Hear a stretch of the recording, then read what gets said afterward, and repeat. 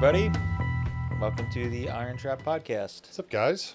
Doing another podcast on a balmy 50-degree day. Yeah, what was it? Saturday it snowed.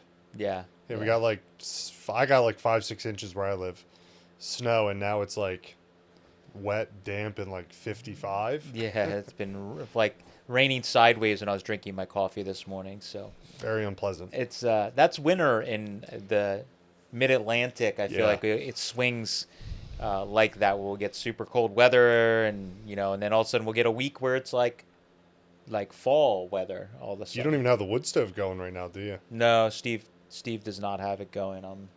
I'll probably complain because it'll be a little cold for me down there, Like and damp. I don't like the dampness, but Steve's down there.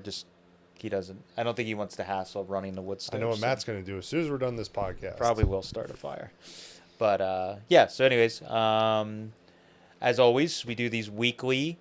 We put them on all the normal podcast audio outlets, however you'd like to listen. And also we put them up on YouTube so you can watch them and also listen. And this one this week is a good one if you are listening only. Definitely want to head over to YouTube. We do every other week we do a more visual one, which is also a video on our normal video on our channel. And this week we are doing one of my favorite ones yet, I think, to talk about. It's quite a saga. So that'll be what's going on for this. So make sure you watch the video if you have time. So, but local things going on, news. All the calendars have shipped. 99% of people have received them. Good. I checked all the tracking this morning. So I don't think we're gonna have any extras. So if you didn't get one, sorry. I had a handful of after the week of the life of came out on, I think it was Tuesday this week we showed it. There was like 10 emails with people like, "Can I buy a calendar?" We talked about it for months ad nauseum that they were pre-order only. So sorry, there's no extras available. Even like this year. friends, Yeah. like there was like friends that hit us up, like, "Yo, can I get a calendar?" I'm like, "Dude, come on!" Like, we'll just send them a calendar for free because they're like friends. But like, you're just like, we've been talking about this everywhere for a while. But I'm also a last minute person too. So, anyways, that's that. Tons of work going on at the mill. Yeah. Ryan, he was our summer intern the last couple of years. He's back from college for his winter break, and he chose to spend it working for us again. He's learning why he should stay in college because he's doing not fun. I was trying to think of the nice way to say it. He's just doing more of blue collar kind of work, and he probably doesn't want to be a contractor. Yes. That's I don't know. But he's done it all so far. He hung insulation. He's tearing out drywall. He's currently tearing out a drop ceiling. Mm-hmm. There's another drop ceiling he's going to have to tear out probably before he goes to college. Back to college. And we also I got the permits like months and months ago, but we have an excavator was able to fit us in, and they are working on the one side of the mill, the oldest building at the mill, long building. We were redoing a retaining wall that was made out of like fieldstone that was kind of crumbling. We're putting actual like concrete blocks in, and then we're actually regrading that and stoning it in so that we could like park a car, trailers, just trying to make everything more usable. So this week past couple of weeks have been like crazy with just like repurposing, reimagining some areas. So we're opening up some areas, and our one buddy has been helping us pull boards down from the like feed bins upstairs, and we're going to repurpose that tongue and groove to cover the walls. And he's probably about almost halfway. Yeah, about halfway. I mean, there's walls that need to be taken down, but pulling the boards off, he's about halfway. Right. So we're going to be reusing those boards, and now that Ryan came in and helped us, really jump started that because he hung the insulation, so we can actually start putting some of those boards up in what's going to be the store area. So it's really kind of exciting because I didn't think we were going to this winter get this much done, but luckily we've had friends that are able to help. The weather has been up and down, but we've been able to kind of work around on warm days, work there and things like that. So actually we're doing some of the like fun stuff, so to speak, because it's going to be where we're making like the area that's going to be Yeah. cool. So Yeah, this week I got the basement all set up for Oh, yeah. shelving wise. Yep. So I'm going to start pulling bins out of our overflow inventory and bringing them down in the basement to start going through them. Because if we're going to do any estates this spring and summer, we kind of need space to put all the parts. And we're slowly running out of space to put stuff. So we just need basically a better way to organize Yeah. the stuff as it gets going through. So we have space. It's just we're just certain areas that we haven't fixed up yet. We can't really use. Yeah. That's what the big problem is. So everybody's joking in the comments how we're gonna, what's the bets? How long until we run out of space at the mill? I think Buy another warehouse. yeah. There is a lot of space at the mill. It just the thing people don't understand is we're not using a lot of spaces because we need to fix it or it's not conducive to accessing the stuff. So the one barn has like literally an old school like barn ladder to climb up to the second floor. Well, we don't really want to put any stuff up there we want to get to because it's a pain in the butt to get up and down. So we'll build a set of stairs up in there eventually instead of that ladder, and then then we could put stuff up there and we can easily run up and down. But there's no sense in doing Making that now. it more difficult for ourselves. Yeah, so it's right now we're kind of tackling the big areas. So stuff that's really ugly around the property was our goal this past summer, and we're got that building looking better. They're going to do that retaining wall. That's part of that. Then once it gets warm again, we'll be able to on the outside we'll jump to some of the other parts of the building, and we got rid of most of the major leaks in the property are taken care of, which is huge. Yeah. We still have some small ones, but so that's all the kind of stuff. But now that the weather's iffy inside, working on some of the fun stuff, which is cool. So I can't wait to, I think everyone will really enjoy some of the ideas we've been moving. We're going to be working on some stuff in the next couple of weeks to add some windows and stuff in the property, which will look pretty cool. Yeah. So that's and a garage door. We got a garage door company that's coming out to replace the one old broken like 60s, overhead garage door. And we're going to put a insulated door in and all that kind of stuff. So Is this going to have windows? yeah, they're going to have windows across the top of it Okay. just to let Yeah, some light in, extra yeah. light in. But yeah, we're just it's kind of fun. It's like digging the layers back of an old hot rod or a classic car where you're like, we're pulling a drop ceiling out and then there's another drop ceiling above that that's from the 60s or 70s. The office got a 2 foot higher ceiling now because we took one drop ceiling out and it's like, wow, there's an extra 2 foot up there. We can make the space feel much bigger. Yeah, so we're doing a lot of that stuff where, yes, we have to replace the tiles on the old ceiling, but, it's going to look way better and cooler by doing that. And back in the, as they were running this place as a feed mill or a agway or, farm bureau, they were just trying to quickly patch something up to make it look better. So probably the old ceiling tiles had stains or whatever, so they just put new drop ceiling in because it was the cheapest, quickest thing, and it worked for years.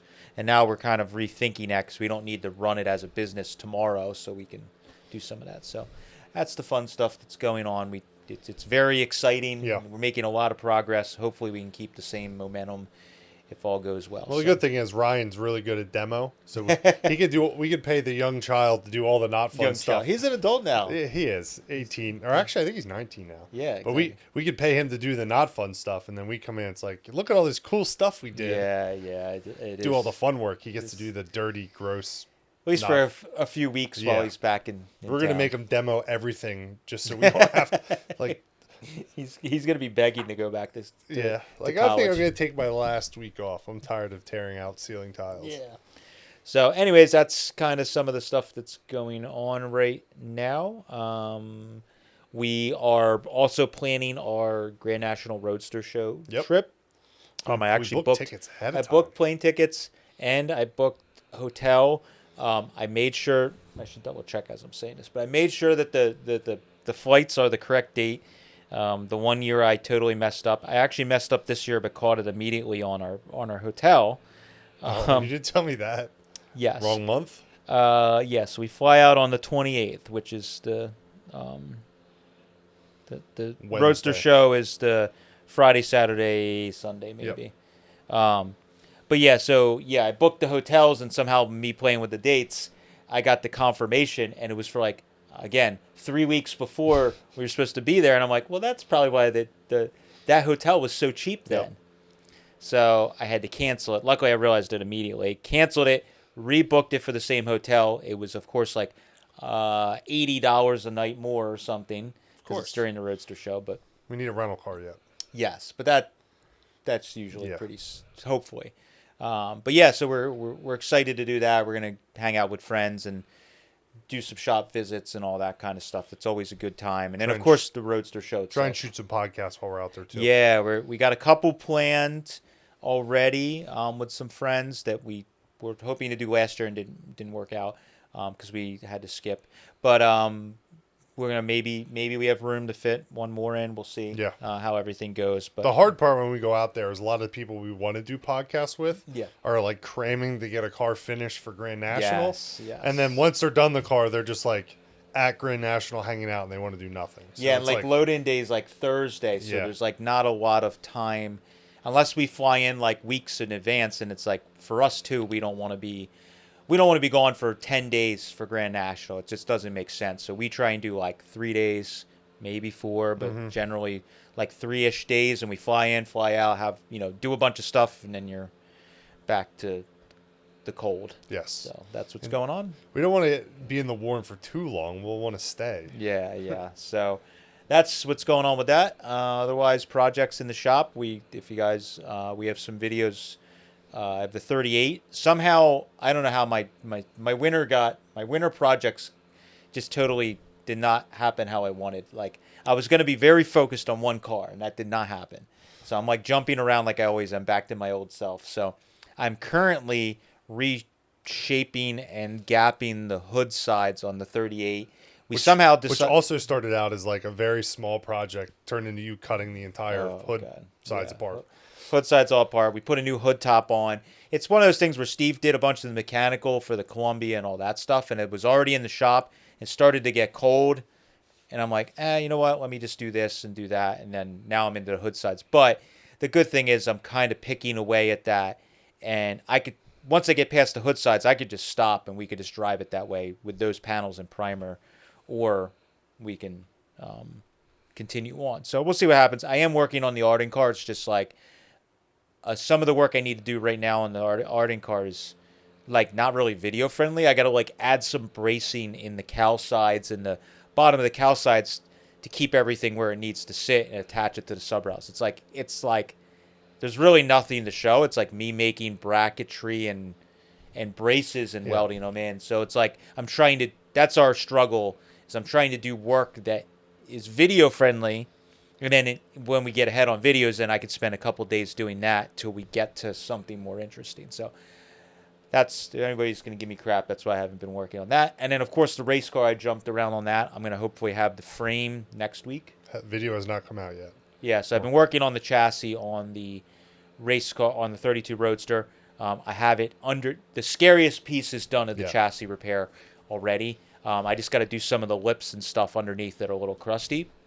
And then that car, luckily being a race car, it's like we could kind of start mocking stuff back up once I cut it off the frame table. Carlisle, we got sub rails. Yes. Then our last trip, we got hat channel to do the cross braces. Yep. So we have like basically everything we need to make the body somewhat solid again. Yes. So I'm going to be bouncing around on that. Luckily with that thing, there's a bunch of work I can have Steve help me with. Like if we need to clean up areas to weld the sub rails in, he's more than capable of doing that. Yep. So I'm hoping to a bunch of this stuff, like the 38, make it a little better so it looks better and drives better next season. And I'm trying to wait till end of the winter/spring to do the window moldings on the Mercury. Problem is the Merc is now nice. So like putting it in the shop with all the mess that's going on currently is just not really conducive. So I may wait till it's nicer out, and I'll just pull the window frames. I could even do that now. Pull the window frames upstairs, polish them, and do the glass when it's nicer out. But I don't want to have that thing covered in grinding dust now that it has a perfectly shitty paint job on it. I was actually looking at my car. I might pull the steering box while it's at my shop. Oh, yeah. Put the other steering box in and start tinkering on the gauges. Mm-hmm. I want to change the gauges this winter, so I might I want to test all the Stuart Warner stuff I have, make sure it all works before I put it in the car. Yeah. Order yeah. I need a gas tank sender. Get the right sender. I have a bunch. I may Oh, even do have you? what you need. Oh, Yes. okay. Yeah, I have from some of the estates. I'm looking at 4 I can see from here Oh, on okay, my perfect. parts cabinet. So there's probably more floating Yes. around. So so that's the kind of what's happened. The art and car, like I said, I'm working on it, but it's like there's a lot of work that is just not good for video. So we got to keep the machine Yep. rolling. So, but yeah, that's kind of what's going on. So we will jump into our topic for Yep. today. We were just trying to figure out right before we hit record. Which happens if you think these are planned out well, they are not. We have a list in our phone that we literally sit down in these exact spots, pull our phones out and go, what should we talk about today? And then we hit record when we go, yeah, that sounds good. So that's why they're sometimes unorganized, not well researched always. It makes it feel more organic. Yes, it's just us hanging out and talking. But so this one, we were surprised we didn't do one on, and that is the 32 Roadster we found on the lift. That's been nicknamed the DeLorean Roadster because of part of its history. So we figured we'd kind of do a podcast on that. That is probably one of the most. I was just discussing with Pete through text messages the other day. Like that's going to be tough to top that one, as far as like epicness and Of the find and of the story. yes, and the situation it was in. Yeah. Is like I always say that I love Indiana Jones and all that kind of stuff. Like this was an Indiana Jones situation Very. where like modern day where it's like the buildings have falling down and all that stuff. So we figured we kind of do a talking about that. And if you guys haven't, we'll put a link in the description that you can watch that video, the series of videos. But you should watch it. If you haven't watched it in a while, it's fun after these podcasts to go back and rewatch the video because you will see some of the stuff we're talking about, or maybe it'll give context to things in the video. So, it was 2020, right? Yeah, it was like November. It was right after Hershey or before Hershey of 2020 when it first went up for sale. Yeah. When it went on Marketplace. Yeah, yeah. So, to preface all of this, 2020 was a crazy turning point for IronTrap as a whole. And your car collection. Yeah, both as a business standpoint, the channel as far as like growth of the channel. Yep. And it was like the perfect storm. And then finding stuff, it was like the perfect storm because we were in a unique situation where we had some momentum before COVID with the channel, and then when the world shut down, we were still producing content because we were in the garage and the shop, and and a lot of people found us that may not have found us normally, and so we were getting more leads almost instantaneous. Yep. Because of that. I was also prepared. Again, unique situation. All these years of buying and selling and wheeling and dealing and all the stuff, I was in a situation financially that I was ready that if something cool would come up, I could jump on a deal. Well, because a lot of people because I'm an insane person, a lot of people were scared of what was going to happen in the world, so people were being reserved on buying things. And I'm like, fuck it, the world's over tomorrow. I'm buying every deuce I can buy, whatever. So, like, during that time, I was like, stuff was popping up, and I was just jumping on it, buying it. And it was like, we got we talked about this before, like, I got the 33 3-window. At the beginning of 2020, you bought the Skelly 34 and the Schroll Coupe. Yes, right around this time frame. It was right like January. Because we bought it and got them home, and then we went to Grand National right after that. Yes. 'Cause I remember I showed the gentleman that owned and started the early Ford store, who, R.I.P. Yep. I was all excited, and he was there milling around, and I was like, "Oh man, check this thing out," because I knew he would appreciate it. And it was like literally like a week or two before Grand National I bought that. So yeah, I got the Skelly car and the Schroll car, and then you bought the COVID 32 that you bought and sold. Yes, which we're gonna probably do a podcast on eventually. We'll probably do a podcast talking about some of those like random. We'll lump it in of all the random cars we've bought and sold that are kind of don't have super crazy stories. Then the Arden, the 33. 33 popped up. And then the DeLorean car. DeLorean car. And I think there was some other stuff in between that Probably, yeah. that we're forgetting about. But well, wait, didn't we? No, no, no. The Mercury was in a year later. Yeah, or the 2 years Mercury later. and the 34s were the next year. Yeah, that's right.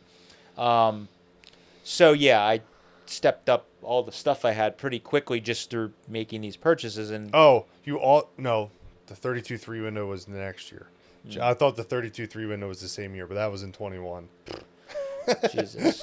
So I went from being financially stable to not financially stable very quickly. Mentally and financially Yeah, unstable. so we but yeah, so basically, kind of had myself set up that I was ready to buy some stuff, and and things were rolling, and it was good.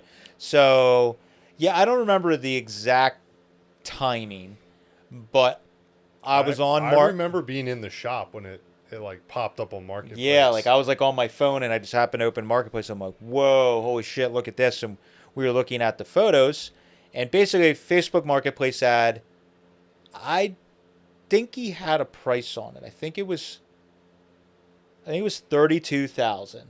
And it was like, ugh, man. Yeah. I think. I can't remember. It might have not been, or maybe there was no price There at was all. no price. I'm pretty sure there was no price at and he all. was looking for offers. Yes, and it was Facebook Marketplace ad with photos of it on the lift, and they were kind of like older photos. Because the there was old photos because it was under the lift. Most of the photos, it was actually under the lift, and it was like, and then you could see a 32.3 window on top of it. We're like, whoa, this is, and you could see that it was like junk laying all around, that this was like a rough old building. And we're like, what the heck? And we're staring at the photos, and I'm zooming in on them. Like, straight away, the photo that grabbed me was it might have been the first photo in the ad, was it under the lift with the 300 on top, and you could see the rear panel of the Roadster. And a bunch of stuff just set off my spidey senses. It had 39 taillights in the back, which is like iconic, and they weren't. One of the things I want to say is this car, you could tell by the way it was done that it wasn't some car that was retro that was done in the 80s or something. Real 39 taillights. Wasn't like some cheesy blue dots or plastic LED, 39 lenses, whatever. And then it had that roll pan with the sunken license plate in it. And had little Nerf bars. And we're like, okay. And then the trunk handle was shaved off. And it's like, whoa, like this thing is a real deal old hot rod. And then you looked at the photos on the inside of the car, and the second thing that struck me was the dash. I saw the dash, full row of Stuart Warner wings gauges, and it's like, whoa, this car, 40 steering wheel, the long column drop. You're like, all of this stuff, as soon as I saw it, I remember, I was like, that's a California hot rod. Like, the way it was done was just like all the books. Yeah. All the Dry Lakes era photos and, 40s and early 50s. I'm like, this car is the real deal. It had all the stuff. And then, it had no hood on it. The fenders were missing off of it. And like, had those terrible Chrysler wires on it. Yeah, it had the Chrysler wire wheels, which for that car I don't think matched. No. And it was like, you could tell it was odd. But then again, those wire wheels, they were old enough that like maybe 52, 54, I think they came out. Yeah, so I was like, well, they could have been on it, you know, whatever. I don't know, but we started looking at the photos, and it's like they had photos of the inside of the car, and it was like, holy crap, is it like you could just see it was damp where it was sitting. It was damp and wet. Could you tell there was LaSalle transmissions in the trunk? Yeah, because then, again, looking at all the photos, there was a photo, I guess, with the trunk open. And, yeah, there was a photo of the trunk lid open, and it was just junk and filling the trunk. But when you zoom in on the photos, I started counting LaSalle shifter tops. I'm like, there's 1, 2, 3, 4, 5, 6. There was like 4 to 7 in the trunk that I could count. And it was filled with you could see there was car parts and stuff in there. We're like, man, this thing is, whatever. And like we've always done, and I've always done, is I started thinking, well, even if he wants good money for it, how much is a 37 LaSalle worth? And it's like times, even in this photo, I could see there's 4 of them. Like, well, this thing, and the gauges and the dash and all that stuff. And it's like, but the photos were overly honest. Yeah. And I think that's one of the reasons I was able to get the car. And I didn't steal the car, but I don't think in the end of the day I paid, and we'll talk about what I paid for. I don't think I did too bad on it, because if that car was pulled off the lift, because what happened is after we got it off the lift and I got it home and I just cleaned the filth off of it and cleaned the junk out of it, I had offers from people I could have made $10,000, like just literally bringing it home. So it's like, if the son would have taken the time to take it off the lift, just clean the junk out of it and make it present better, he would have been able to get considerably more money, I think. So I saw it and I messaged the guy instantly. But of course it's marketplace, so as soon as I messaged him, there was probably 17 other people. Yeah, if you want to make 1 million friends, list a 32 Roadster with no price saying you're taking offers. And a barn find type photo. Yeah, because you're going to get 10 million messages. So I messaged the guy, and I can't remember how much information was in the ad exactly. There was some mention of the DeLorean family in it. Yeah, I think he said it was Jack DeLorean's high school hot rod or some kind of shit like that. And you're like, okay, sure, whatever. I think it mentioned John. Nope. Nobody knew about John until I found the history. Oh, okay. Nobody knew about John. It said Jack. It was because when I talked to the son, I was like, yeah, right. It was like Jack DeLorean's, Yeah. Or no, I'm sorry, I'm mixing up. It said John. You're correct. I'm wrong. I'm saying the correct person who owned it. Yes. I thought so, but I was like, just let him go. Yeah, no, John. So yes, it stated it was John DeLorean's high school hot rod, and I'm like, okay, sure. Yeah. And whatever. I remember a bunch of people sending it to you. I remember Jerry Lebrante sending it to you, and a bunch of people sent it to me, and I was like, oh wow, look at that thing, that's crazy. And I'm like messaging out like, hey, I'm interested. Yeah. Disclaimer: if something's been posted on Facebook for 2 or 3 days, there's a very good chance we've already been sent it or I've already 300 times. I am sort of still on it, even though I don't shop marketplace like I used to, or hunt as hard like I used to, because I'm busy. I still do. The algorithm knows. Yeah. So when I open up marketplace, the same crazy deal on a speed part or hot rod, it probably shows it to me the same as it shows it to you, because it is funny when stuff gets a barn find gets listed. Our messages, it's 300 people or something. We appreciate it, but if we don't reply to you, we've already seen it. Yeah, we just can't respond to everybody. But so I messaged the gentleman right away, the son of the guy that owned it, and he, we messaged back and forth, and he was just saying he was, whatever, his dad passed away, he was, had to sell it. And kind of just asking some general questions. And I don't remember exactly the conversation, but I basically just was like, I think through all that stuff, I basically said, I'll give you 20 grand for the Roadster. Because that seems probably high if you looked at the original photos. But again, I was counting the transmissions, all the stuff. He said there was extra parts that were around, but he couldn't remember what that were included. And, whatever. And then he was saying, no, the 3 windows not for sale. It's long gone. That was an old photo, blah, blah, blah. So, messenger with the guy. Then he kind of starts going quiet because I think his...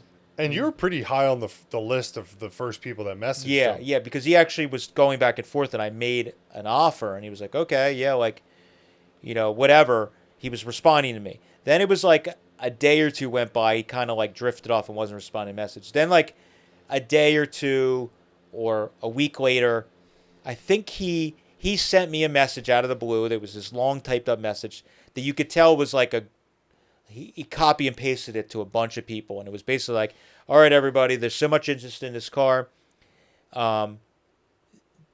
Whatever date, let's say 2 weeks from now, on a Saturday, here's the address. We're all going to meet in Detroit.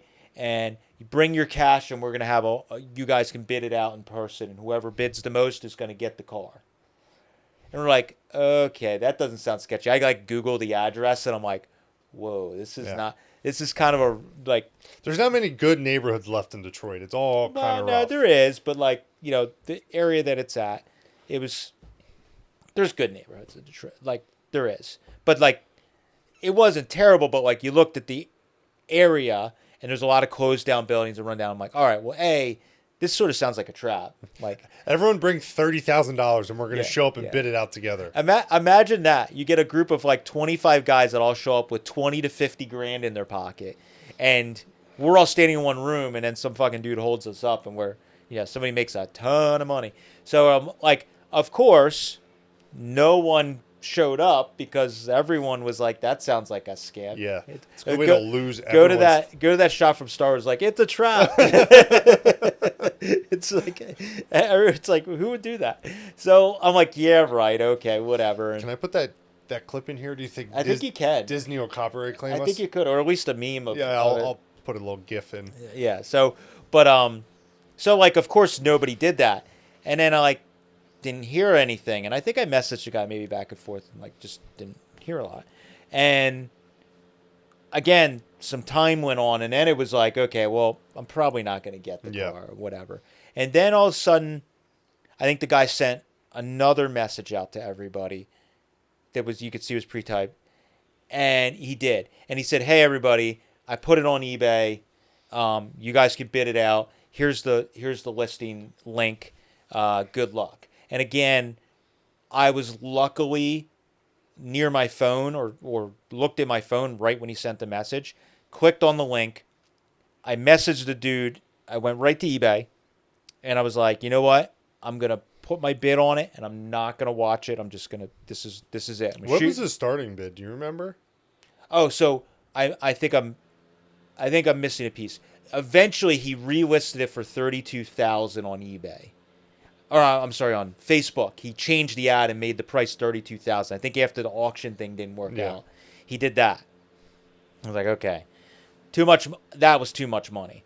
And then he sent an eBay thing to everybody that probably was messaging him, and I think it was a starting bid of like $0. I don't think it was anything. Or I was here when I remember being here when you put the bid on it. Yeah, so I messaged the son, and said, hey, I've been talking to you since like 15 minutes after you listed it. I'm super interested. I offered you $20,000 that moment, within the first day. I'm just letting you know there's 0 bids on the auction. I am putting a $20,000 bid right now, and it is me, and I am serious. And that's it. And like, let you know. So boom, I hit the thing for 20, and it jumped up immediately to, within a day or so to I was winning it for a little while, and then but it jumped up close to my bid within, a day or two. And I was like, man, I don't know. And I'm like, you know what? I'm not going to watch it, whatever it goes for. So I literally didn't even watch it. The day, day or two went by, I didn't even look at the thing. And then after it ended, I went back and looked, and I think it went for 32 or 35,000. I don't remember it was exactly. right around that. I do know that. I can't remember the because exact we've number. had a bunch of people that are like, I can't believe you paid that for that car. I did not pay that for that car. So I didn't win it, and I was just like, you know what? It wasn't meant to be.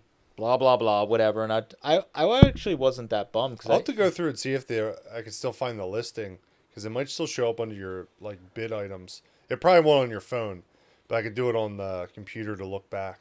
Really, I think you can. I don't know if it'll go back that far on your phone. That might be the best thing I've ever bought on my eBay purchases. Well, it won't be under purchases because you didn't win. Oh right. But I think you can go under like bids and offers. Yeah. Didn't win. We're fine. You guys are going to have to wait while I try and figure this out because... I'll put it on the screen of me doing it. Can you go back that far? No. I might be able to... From the computer, you can go further back. I'll have to see if I can find the exact price. Yeah, I don't... I think it was something... No, I can't, unfortunately. You know what? We could probably find a thread on the ham. Oh, yeah. Because there was like a live...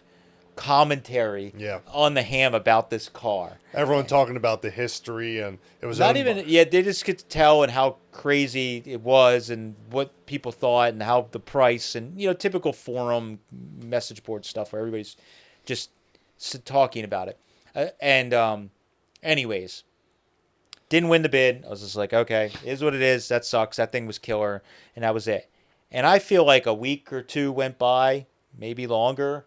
I don't remember exactly. I think it was longer. It was a couple weeks went by. Yeah, at least a couple weeks. And Um, the son sent me a Second chance. second chance offer. I remember I was in the shop working, and I was about lunchtime. So I was during COVID. I was working from home for Eastwood, and I was their video department. I was shooting all the content because all the other people that were in the video department, they were also at home working from home, but not really anyone had the shop and projects to create content. So I literally created all of the new content for Eastwood during COVID. Just me. I worked on the Skelly car pretty much. That's when it started, like, where I was like, IronTrap would be so cool to do that full time. Because I, like, every day woke up, drank my coffee, fed the dog, went down to the shop, Yep. and I just worked on the Skelly car and shot videos. And then I literally would duct tape the memory cards to my shop door, and then one of the video, one of the higher up guys, they oversaw the creative team, would come get the card, duct tape more cards to my door, and that's how we were getting content. And I was uploading clips to Dropbox For that them. that we had. Yes. Like we were exchanging footage. It was a fucking convoluted mess. Yes, it was. But anyways, I was like, oh, it's lunchtime. Maybe I'll go, and I would just treat it like a job. So I would go in and eat lunch, and Kate would just be sitting there annoyed that she wasn't able to go into work, doing whatever craft she was doing, like everybody else. Everyone picked up lots of hobbies during. So I looked at my phone. It was like second chance offer. I'm like, what the heck? And I ran up to the house, and I messaged the dude on Facebook because we had been messaged. I said, hey, it just seemed weird. I was like, no way. And I'm like, maybe I'm getting scammed or something. I didn't really know. So I was like, message dude, hey, I saw I got the second chance offer. Just want to make sure this is legit. Like, is this you? Blah, blah, blah. And I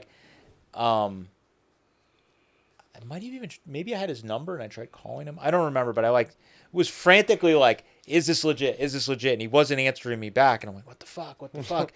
So I just opened my laptop because I had Eastwood, I had a laptop. Opened it up and I was like, fuck it. And just hit accept. And it does the deposit or whatever. And I was like, boom, I did it. I'm like, I think I just bought a 32 Roadster. I think I just bought a 32 Roadster. Yeah, I'm like, I can't, what? And then shortly, half an hour, 10 minutes later, the dude messaged me, yeah, it's legit, blah, blah, blah, and sent me his number. So I called, and maybe I had it already. I don't remember. But we got on the phone then, and I was like, hey, man, just so you remember. He's like, no, yeah, I remember. That's why the offer was $20,000. Yeah. So what's interesting about all this, once we talked on the phone, was, way back in the beginning of this convoluted mess, I offered him 20 grand. Then he was not playing games, trying to get the most money, the bidding war thing. Da, da, da, da. Then he tells me during all of this,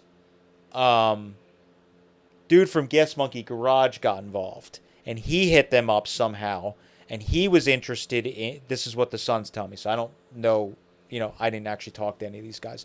He told me that they got involved, and they were talking to him like they were going to shoot an episode on it or something like that. So I think that's where that lull was between eBay and the marketplace stuff, because he thought Yes Monkey Garage was going to buy it, and there was going to be some big dollar amount, and, blah, blah, blah, and whatever. And what we understood and what I think ended up happening was, and what did happen was, I think Dennis Collins bought it. There was a C30 camper edition dually that his father bought. It was super low miles, right? Super low mileage. So what happened is, father ran this tire shop garage for his whole life, basically. And as he got older and the shop got dilapidated and they closed, he sold, I guess they sold their house or whatever, and he bought a kick-ass camper. Now, this is in I'm going to guess the 80s or something. And he bought that, from what I understand, I think, he bought that truck brand new. And they put the camper in front of the tire shop, and they were going to sell everything, and they were going to travel in the camper. Well, things happen in life. They never actually did anything. They lived in the camper till the very end, till he passed away, and his wife or girlfriend or whatever she was, she significant other. She lived there until basically we picked up the car. They Yeah. were like moving her out of there when we were there. And because of that, the C30 or 20 or whatever it was had like super low miles, was just sitting in the driveway, was really pretty clean. What I think happened is they didn't think the 32 thing was going to work out. They saw that C30 or whatever. They locked in on it. And what the son told us is because when we were there picking the car up, it was still there, and he told me that Dennis Collins or one of his guys are supposed to go and get it. Again, I don't know. Sometimes people tell us stories, and we don't know if that's true. That's not us making this up. It's what we were told. So basically, they gave him the runaround for a little bit, and then he put it on eBay. And that's when, all of this series of things happened. So, And I will say a lot of estates that we deal with, the Pickers and Gas Monkey are always rumored to have been there and looked at stuff and have offered. Those two names are thrown around quite often. Like, we give a shit that they were there. Mike was at one literally yesterday, and the guy was making up, we think, because we verified one of his stories was false. Yes. He was telling us that this guy offered him this much, and the Pickers were there, and they offered him this much, and we knew the one guy, so Mike called him on the way home, like, hey, did you make an offer on that car? Hell no, I didn't make any offers on that car. So it's like, all right, I'm sure the Pickers were there too, because the dude that lives like not far away that you said made an offer said he didn't even make. And he also doesn't use the internet and has a flip phone, so I don't know how he got the Pickers interested in it. Anyway, their names get thrown around a lot, like it's a big deal.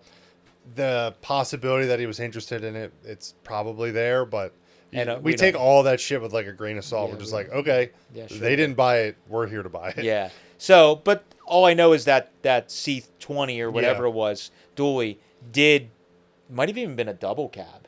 I think it was a quad cab, 8-foot bed dually. It was huge. Pretty cool. Like that, So, yeah, so talking to him, he tells me about all that, and then I'm like, okay, I understand. And I'm like, well, why did you offer it to me? Somebody won it for significantly more. And he's like, basically, he said the guy showed up that won it from New Jersey. I don't know this person. Yes, we do. He's a customer of ours. Okay. Well, anyways, I didn't know that person at the time. I don't really know him now, but you apparently know who it is. Yeah. Person won it, showed up, and I'm not talking shit on this person, but people play games.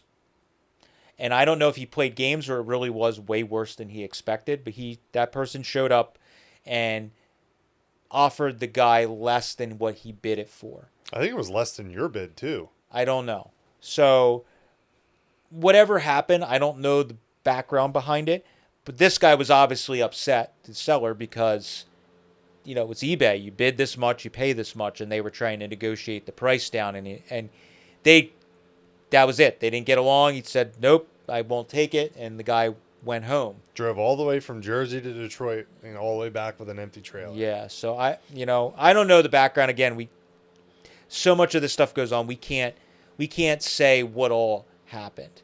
Maybe he talked to the guy and the way he presented it over the phone or in the ads was better than he thought, and maybe that's why he bid that much. I don't know. All I know is when I talked to the son, he said that he took the worst possible photos so that people were not disappointed. So he took all the photos with the flash on. If you ever taken the photo of a wet, damp, rusty car with the flash on, it makes it look way worse. Matt worded it wrong. Not the worst. He took the best possible photos of the worst areas. Yes. So they were actually very good, like detailed. There weren't a ton of photos, but like from the photos, you could tell it was knew like you were getting. It there was needed everything. no floor. Yeah, it was pretty rotten. Yeah. So, so he basically said, and I think he might have even said to me that he sent a second, because I wasn't the backup bidder. I was actually 2 bidders back. Yeah, you were number 3. So he said he actually sent a second chance offer, I think, to the backup bidder, and that person didn't respond. And then he sent me my offer that we talked about originally to me as a second chance offer. That might show up on yours as purchases, because I forgot you accepted the second chance offer. I'll have to do some digging on our... if you've ever used eBay on the actual web page, you can go back like way further with all kinds of stuff. Yeah, I can. I mean, it's been 5 years, so it might I'll have to do some digging. But yeah, so it was like, Oh wait, what year was it? 2020. Ooh, they show. I bought Art and Headers. I bought It showed Birth of dates. Hot Rodding book. Holy crap! I bought the Birth of Hot Rodding book for $26. That's a Don Montgomery book, isn't it? Yeah. Or no, it's The photos won't be there. Oh. Robert Ganet and Cox. I forgot. Anyways, bought that. Here we go. It says, look at what it says. I paid $750. Because your deposit. That was my deposit. That's Okay, funny. it does show it. So the photos. Photos won't be there. Oh, the item isn't here. It'll just show you the information. Yeah, it just shows the deposit that I. Does it have a date? November 10th, 2020. Yeah, that was pretty cool. I knew it was right after. I remember it all happening kind of around Hershey Yeah. time, because Hershey didn't happen then. Yeah, so yeah, it doesn't. But anyways, that's when I bought it. It is on here. $750. That's what I paid. I paid $750 for that card. Hate me now. So anyways, yeah. So he told me all this. Then on the phone, I start getting more information. And he says, "Yeah." I'm like, "What's the story with the DeLorean thing?" And blah blah. Oh, my dad bought it from John DeLorean, and he's had it all these years, and we were gonna fix it up, and it was always in the tire shop, and he would never sell it, and we sold the other 32 years ago and some stuff, but I'm never gonna get it to do anything with it, so we got to sell it. We're gonna sell the property. Okay, cool. And then I gave him the background on who I was. I believe it or not, when we try and buy things privately, I actually don't lead with Matt from IronTrap. I actually feel weird about that. So I actually didn't tell him this whole time that we have a YouTube channel and we do all the stuff and I want to revive the car and blah blah. And honestly, nowadays we make the deal, and then after the deal's made, a lot of times we go, "Oh, by the way, This is what we do. can we Yeah. film?" Yeah. So we've bought stuff and not been able to film just because it's just. Yeah. At To the me, end of the the- day, the- we run a parts business is the main focus. The YouTube is a secondary. I wanted a 32 Roadster. I didn't really give a shit if we could film it or not. Yeah. I would have still documented the day. But so I basically told him, hey, we got this YouTube channel. I'd love to film picking it up. I'm going to film the whole process of putting it back on the road because that's what him and his father always wanted to do. He was ecstatic about that. And we've had this also happen a lot where he was like, man, I wish I would have just dealt with you from the beginning because, sincere, I want to actually put on the road. I wasn't trying to flip it, this and that. So we make plans to pick the car up. It was right before Moultrie. Was it right before Moultrie? Remember, you and Jason drove to Moultrie. You guys got back, and then we, I don't remember this. you might have unloaded it, and then we drove down to Moultrie. Because remember, Mike and Chad were up here. Oh, right, because they were going to Moultrie, so we Yeah. got it right before Moultrie. So after me winning it, I then found the thread about it on the ham, and there was all these people talking about, what X, Y, and Z, and people talking shit, saying, "Oh my God, this guy, whoever won it on eBay, paid way too much money. That thing's junk." Pretty sure there was comments about it. Maybe it's a parts car. Blah blah blah blah blah. The really interesting thing about the ham that I love and hate, there has been many documented threads about people taking pieces of cars and making a fucking 3-window out of it, and everybody sucks his dick. You may have to. No, I'll leave that in. There's all this type of stuff where people are. I don't want to get demonetized. So You said fuck in like the first 5 minutes. We'll be fine. okay. Who cares? We don't get that many views. Yeah, on these exactly. videos. This is the video that can get demonetized. Yeah. So, but then there's all these people that will also comment on the ham that are like, "That's too rough. What are you doing? Part it out. You're an idiot." When I was building the free T, I quickly learned that. And people were telling me how much of an idiot I was and why would you ever build something that way? And there was just like, that car looks, how are you going to make a 2-door out of a 4? Like all that stuff. So I've already at this point matured enough that I was like, I knew what I was doing. You take the internet and then you add the most opinionated group of people, which are old hot rodders. Yeah, And then yeah. you give them free reign to tell people their shit sucks. So all these people were talking about, whatever on it, discussing the history, what happened to it, who bought it. It was too much money. The result, and I'm like quietly like just reading the thread every day, like, haha, you motherfuckers. So, we made a plan to go get the car. This is when we started. Actually, during the Schroll estate was when we started to be better about being secretive, not giving away the video ahead of time. Yep. So this one especially, I was super secretive. We got the car, we brought it back.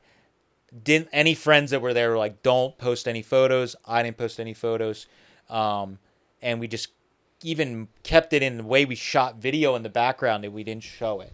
And but we went and got the car, and yeah, I got my buddy. So I got my two friends, Jason. It was a double Jason trip. Oh, that's right.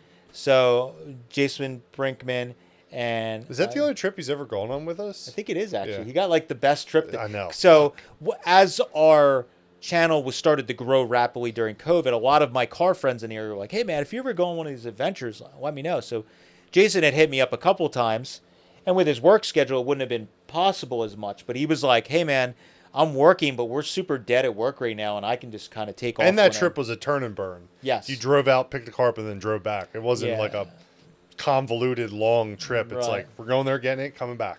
So I had the two Jasons went with. We didn't really know what we were getting ourselves into. He did tell us it was on the lift, and that was it. And we didn't know how we were getting it down. I talked to him on the phone, and he basically said, building's been basically vacant. When my dad died, people started to scavenge the building or stealing and doing all kinds of stuff. And he's like, somebody cut the power or something in there, or, scavenge wiring. I don't exactly know, but he was like, that lift, he basically told me, I think, when they sold the 3-window, somebody like 7 years before his dad died, they took the 3-window down. So they actually ran the lift up and down. And he said that they ran it he made an adapter, and he used just a normal drill, Yep. electric drill, and they ran it up and down. And I'm like, okay, well, at least in the last 10 years, the lift's been up and down. How bad could it be? So we brought a bunch of Milwaukee cordless tools. Did not bring a drill. Did not bring a drill. We brought an impact to change the wheels or tires or whatever, and all this kind of stuff. And we get there, and it's like, oh boy, this is really... So we pull it up. Oh, so the phone call, the one thing I'll say is, during the phone call, I said, we're going to do a turn and burn. I said, we're going to drive like either through the night or super early in the morning. No, through the night. We're going to leave in the evening, afternoon, evening, and drive. And I said, we'll get there. And he's like, all right, well, I'm not going to be there until 9 or 10 a.m. I'm like, all right, well, if we get there at, 5 a.m. or 3 a.m., we'll just sleep in the truck in front of the building. He goes, you don't want to do that. I'm like, what do you mean? He's like, I wouldn't suggest doing that. I'd wait till 9 or 10 a.m. That's why I'm getting there. He's like, it's not an area that you want to just park a big enclosed trailer and a nice truck. And not that my truck's that nice, but it's just like, Yeah. You don't want to do that. And I'm like, but he's like, you can do whatever you want, but I wouldn't suggest doing that. We're like, okay. So we're like, maybe we should leave a little later. I got the hint. So we got there, right around whatever time he said. Pulled up, and the building was like, there's stuff all over the place. That camper's sitting there. Still had the porcelain letters on the front. Yes. So I had all the porcelain. Most of the porcelain letters were on the front of the building, and you could tell that it was, a hoarder's paradise or an old, whatever. So meet the guy, talk to him, the son. He's real nice. We, whatever. We get in, and he tells us a little more than when we're there. And then he goes, yeah, my dad was in like the first hot rod club in Detroit back in the day when he was a young man in high school or, whatever. And it was the Downriver Modifiers, I think was the name of the club. I might be mixed up. I have the plaque. No, I think that came from with that car. It did. I know. Yeah. I have the plaque over there. So he said, yeah, my dad was in the club. And then he was kicked out or left the club or whatever. But somehow through the club, he knew John or the DeLorean family and whatever.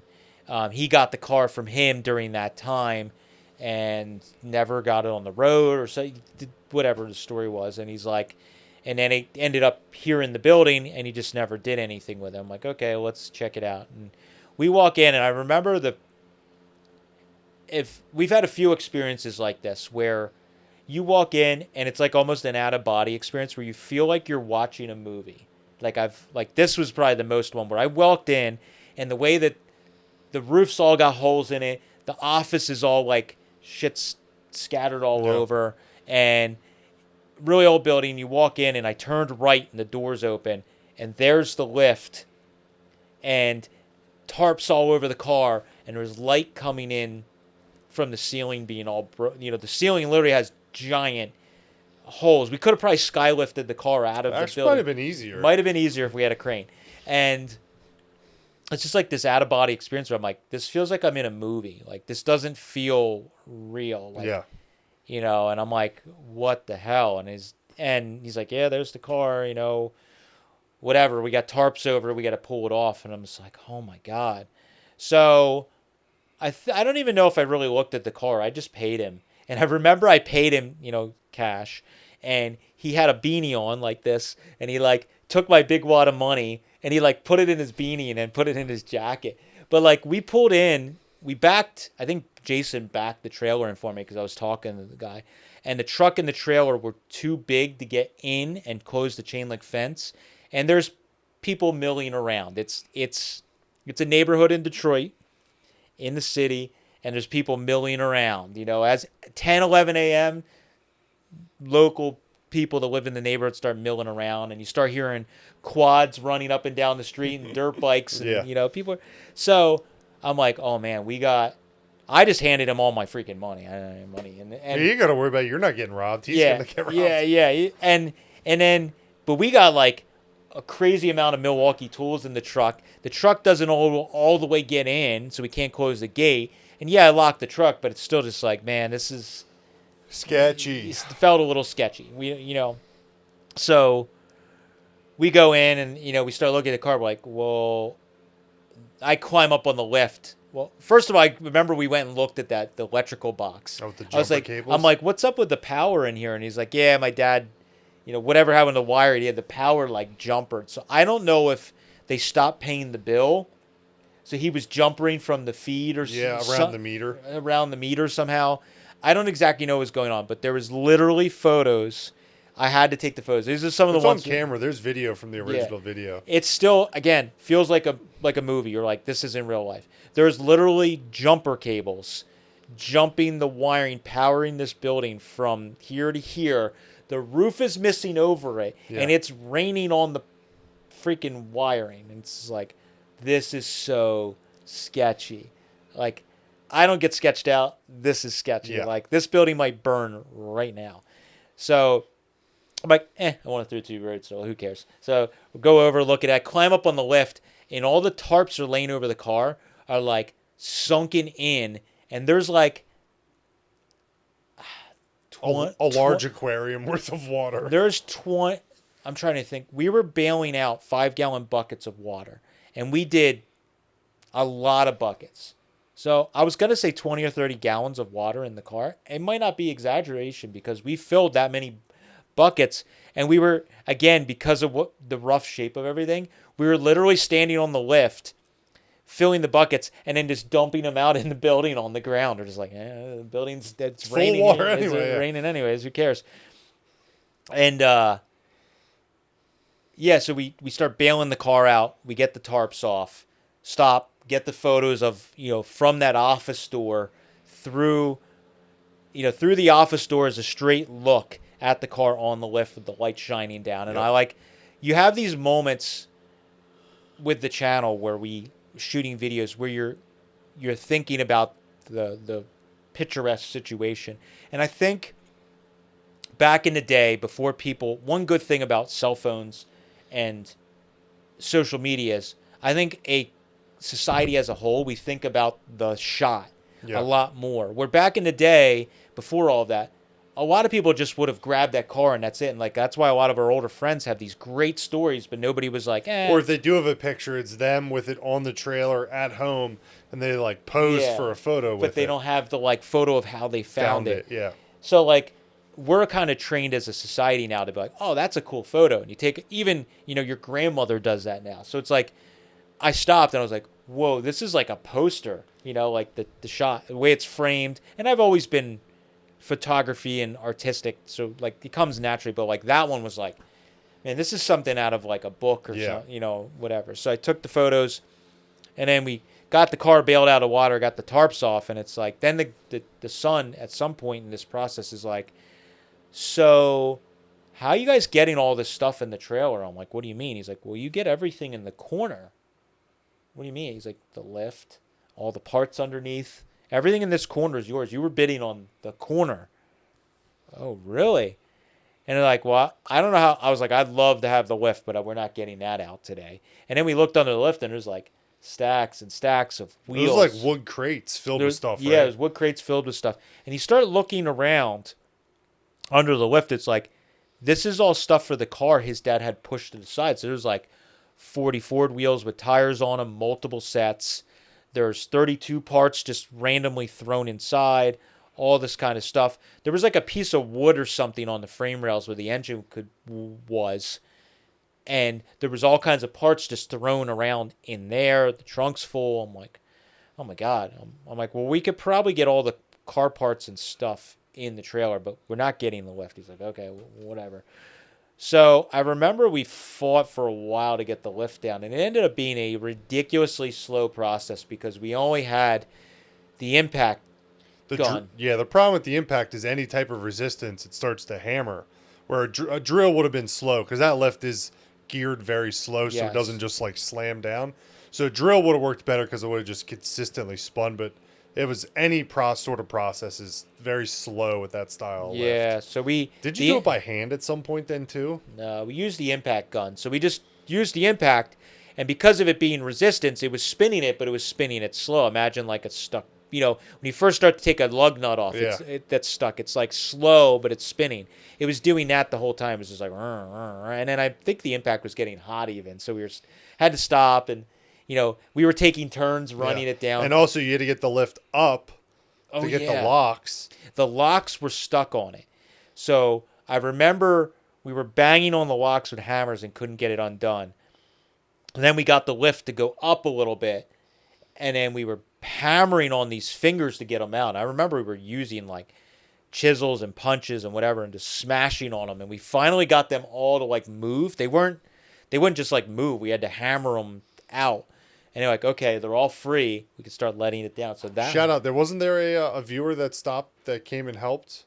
That was on. Or is that when you took the lift down? That's when we took the lift down. Oh, okay. That was the second time we went. Also, not as prepared as we should have been. Yes. But we eventually let it down. I remember Jason Brinkman was up on the lift for a lot of it on a sketchy ladder, and he's just like, and the thing's moving like insanely slow. And before you can even take the car down, you have to clear all the shit out from underneath. Yeah, so we did that, and we got all the stuff, wheels and crates and all the stuff out, and that took a while. And we filmed a sit-down interview with the son, which took a while. So, like, before we even started really putting the lift down, it was like 1 o'clock, or 12 o'clock, whatever it was. It was, a lot of time had passed.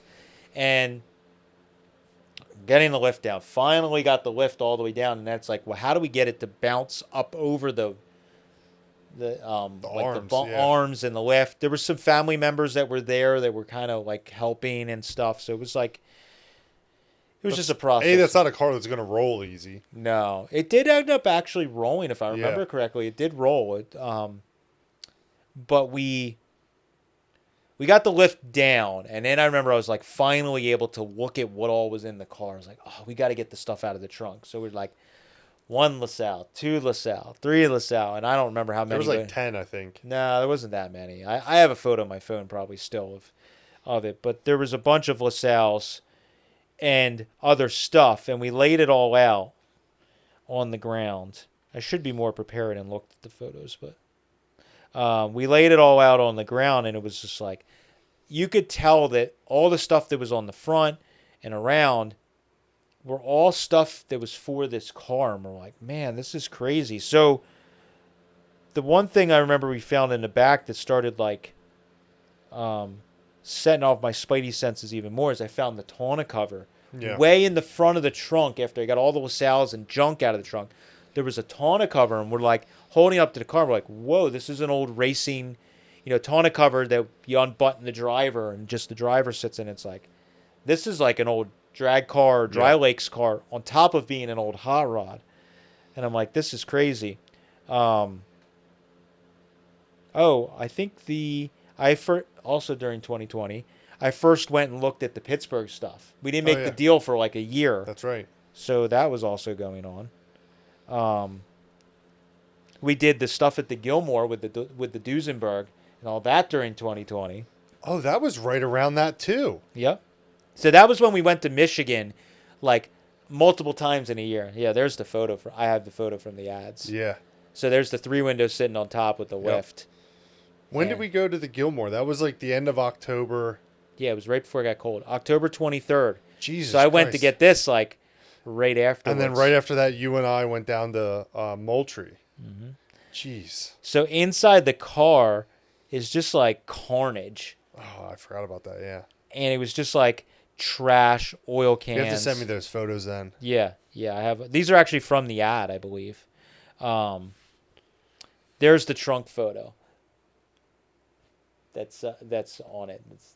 Oh my God. So there was like, you could barely tell what anything was. But then, so I just want to scroll so I can tell this story.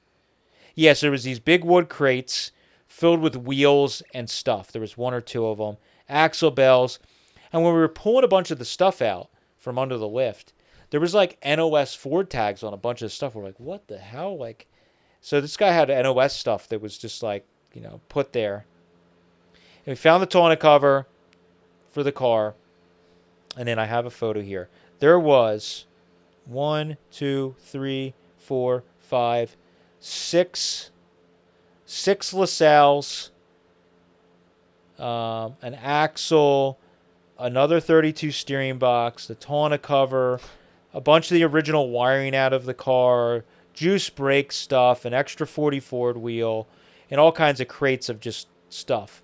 The fenders ended up being like with it, which is a longer part of the story. 1, 2, 3, 4, 5. Yeah, there were 6 LaSalles in the trunk. 1 side shift, the rest were floor shift.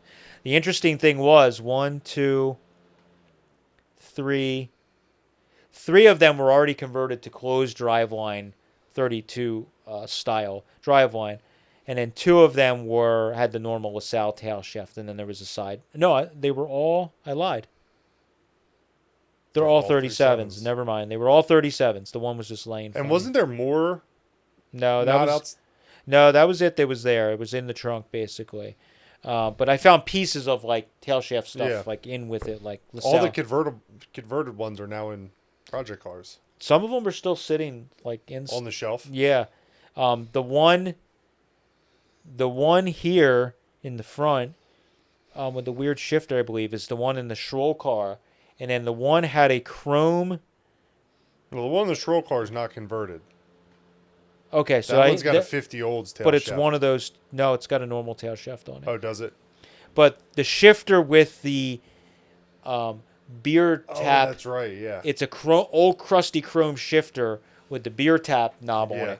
Came with this stuff. It was like in the trunk, and I put it on that. So the trans and shifter from this estate is on the Schroll car. It's kind of funny. Yeah. So we got all that stuff out on the ground.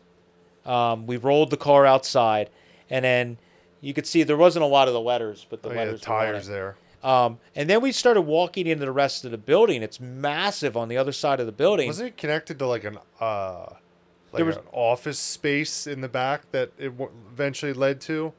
No, it's just a big open area. It was like a huge. That was another building that was next door that they owned. Oh, okay. They owned. It was a laundromat. Big open space, and in there is like you could see remnants of saxophones and trumpets and all this brass instruments. Like, what's up with that? And they're like, the stuff's super rough, and that part of the building also very damp and rough. And he's like, oh, my dad also collected brass instruments, and he's like, we cleaned this place out. So then he sent me photos of the place before they cleaned anything out. You couldn't even hardly see the lift or the car. And he said, we got like, I don't know if there was thousands of brass instruments, saxophones, trumpets, anything you could think of. And he's like, there was some pretty valuable stuff. And they cleaned all that out. And what I was seeing was the remnants. Then there was also like antique stuff laying around. There was like a old cast iron fire call box that was off the streets of Detroit somewhere, and he had them sitting there, and we were like, I remember Jason was trying to buy one of them. He's like, no, we're going to keep them. We're going to do something with them. Porcelain letters on the building. I'm like, hey, could I buy those? No, we're going to keep all that. We're going to do something with it. In the office, there was a huge set of like advertising, like micrometer. It was a plastic, I think, right? There were dividers or something. It was on the wall. And we were like, can I buy that? No, I'm going to keep it. I'm going to hold on to that. And we're like, oh, what the heck? So you wouldn't sell us any of that stuff. Whatever. So we got the car outside, got it in. Most of the time was just getting the car down off the lift, took most of the day. And then we got it outside. Oh, there's that. It was black too, man. Yeah, that thing was killer. Double cab. We have photos also. You'll see it in the background of that C20 or whatever it was. And then, with the family, we got a photo in the trailer of them, and us in there. So I already had the 3-window, 33. Because we did that in like August over the summer. Yeah, so I have a photo of like the day we roll it in.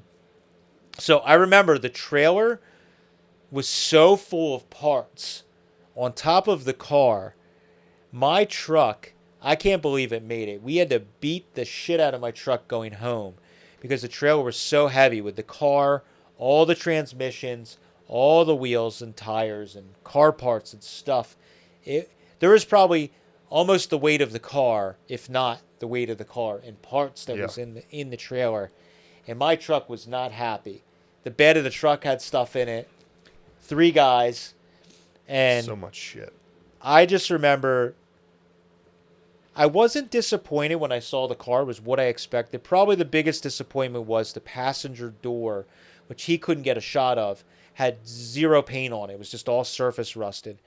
And what was interesting about the car, us still trying to figure out the history and how the car got in this situation, the driver's door had like kind of shiny black lacquer on it. But the rest of the black lacquer was all like grayed really, really badly. And it's like really weird. So the top was there. That was the cool part. When we got there, we could tell that it had a chopped, padded top on it. There was they were like chrome, remnants of chrome on the irons and stuff, which was pretty cool. When I was cleaning all the stuff out of the car, I found multiple hand pumps, pressurized pumps. They were in where the seat would be, which was the worst area of the car because the water was raining in. I found that tack drive I think it was sitting on the top of the, like on the engine bay area. Which you also lost then. Yes. And I found that racing goggles. There was an old toolbox. Yeah, that was one of the coolest things. There was an old, like, tackle box or toolbox in the car that was totally rusted and rotted because it had been getting rained on. And I'm like, well, whatever's in this is junk. We actually had it, I think, out on the ground. We were just handing stuff down, and I was just like, everything in the car, let's just put it on the ground there, and we'll go through it and see if it's trash or not trash. I remember being on the ground, and I opened that toolbox, and I was like, what the fuck? Filled with tulip needle and wings, store warner gauges. Filled. Like an extra set and a half for the car. Didn't you use some of them in the Schroll car then? Yes. Yeah, I did. And I still have some of them in there. There was like extra tacks, early like tulip needle or whatever.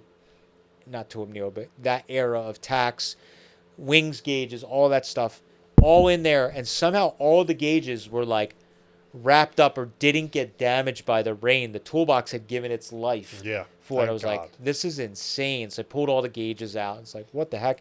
So I quickly realized we had to dig through every scrap of trash around the car because the stuff had been falling out of the car, like the piece of plywood they had set down. Wasn't there a giant pile of bicycles?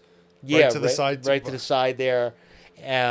Unfortunately, I didn't get to go for any of it, so I just remember I'm thinking through the video of all the craziness. There was just like stuff around it, so I started digging around under the car and all the trash and stuff, and we started finding, like I said, I found the tack drive, I think, sitting on there, racing goggles, the tonneau cover, the 40 Ford wheel, all those gauges, multiple hand pumps,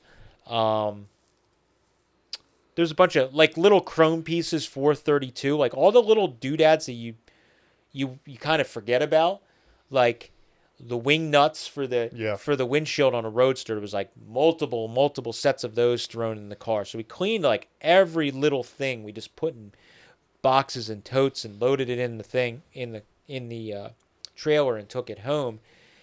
And we kind of quickly realized as we were driving home, we were talking through it, it's like this guy was just everything he found that he thought he might use for the car, he just kind of like threw it in the car and around the car. And anything that was came with the car all these years, he kept in and with the car. And it was like, this is crazy. Yeah. Like, and you also dug on top of the office. oh yeah, we dug on top of the office. We found there was no grill. And I'm like, kept asking the guy, like, where's the grill? No grill. I don't know. It wasn't here. You know, this is all we have. I'm like, can I dig around a little bit? Yeah, anything you find that might be for the car, you can take. Way up on top of the office, in the rafters, I found, I think, 232 radiators. And one was shaved with a weird cast iron neck on it. And I'm like, this kind of seems like it could be for this car. So we took those down. We found... There's a quarter panel up there. I think I found the quarter panel the second trip. Oh, okay. I didn't dig real hard on top of the office. I found some stuff, but we were running out of time, so I didn't dig as hard on top of the office as I should. But I found those radiators and some other stuff around. And then, talking to the son, I said, is there any old photos of this car or anything? He said, I don't think so. I don't know. But he's like, he told me the situation. My dad and his significant other were living in the trailer up until, he died. We got to clean the trailer out of all his personal belongings and get rid of the trailer. If we find anything, I'll let you know. Because, of course, he was like, I don't know if we have a title or not. I'll dig through his paperwork and let you know. And so what happened then is after I got home, very shortly thereafter, he texted me photos of the place before. Yeah. Hubcaps and... The ceiling was filled with hubcaps and hundreds of wheels and welders and compressors and, And even the roof is shitty then. You could see daylight through the ceiling. I think this is right before they started cleaning up. So there was all kinds of like lathes and mills. And so they had been cleaning up for a while before he even got to selling the car. And the car was like the last thing. I don't know if I've ever seen those photos. Yeah. So he sent me all these photos. We never posted them. I've had them from the son. Like... It's like, those are all saxophones. Look at all the trumpets and saxophones and stuff in there. Cooper Tires signs. So he had been selling for a while stuff out of there. And then it was also getting scavenged by I'm sure local people breaking in. And somehow through all of that, no one touched that car. I can't believe it. They were stealing stuff out of the building. Nobody stole any of the stuff that was really under the car. Oh, there's the ad. So there's the Facebook ad, where he had 32,000 on it. And somebody, lists a title number. He did have a title at that point. But the gauges, photos, when I got it back. And what struck me about the car was when we got it home and I really started looking over it, the car was like all this leaded up stuff. The door handles were shaved. The trunk lid was shaved. All this stuff was kind of like filled, and like you started seeing the parts that came with it. I'm like, this is a 40s era build, like mid to late 40s era build. It still had, when we got there on the lift, I remember quickly looking with my phone or a light, and I'm like, whoa, it has a Dago drop axle, a crude old Dago drop axle. It still has 32 shocks on it with like modified dog bones for the shocks on the 32. It has a 32 rear and it converted the juice brakes on it. I'm like, a crude, I'm standing in the car, a crude kind of way they put the master cylinder on. I'm like, this is all like that era. Still had no transmission in it, just had the rear at that point. But there was like, the firewall was notched out. And I remember I noticed there was like 3 sets of motor mounts. And we're like, this thing's had like multiple lives at this point already. And unfortunately, the son didn't really know anything about it. His dad always had this car, always going to fix it up, but never really told him anything about the history. Just this DeLorean lineage. This was John's car. Yeah. And because John and we later found out it was Jack's, those names are very similar. So just over the years, it just turned into John. And John being the more The famous famous one. one, Yeah. it came out. So then, like, not that long after, the son of the guy that owned it sent me the photos of how the garage looked. Then he starts sending me photos, Polaroids he found in the trailer of the car. And the first photos he sends me photos of other cars, and I guess these are other 32s he owned. But I believe that's maybe the third of the 32 that was on the list. Yep. 3-window. And that was the car. It was like all stock and, basically. But then he sends me these photos, and I don't know if we ever posted them. Yeah, we've shown some of them. Oh, okay. Then there was the photos Yep. that he did the early Photoshop, where he took the Polaroid photo, or the snapshot, and he cut it, and he taped it back together with the car sectioned. So I think he was thinking through. But these were photos of the car when he had it.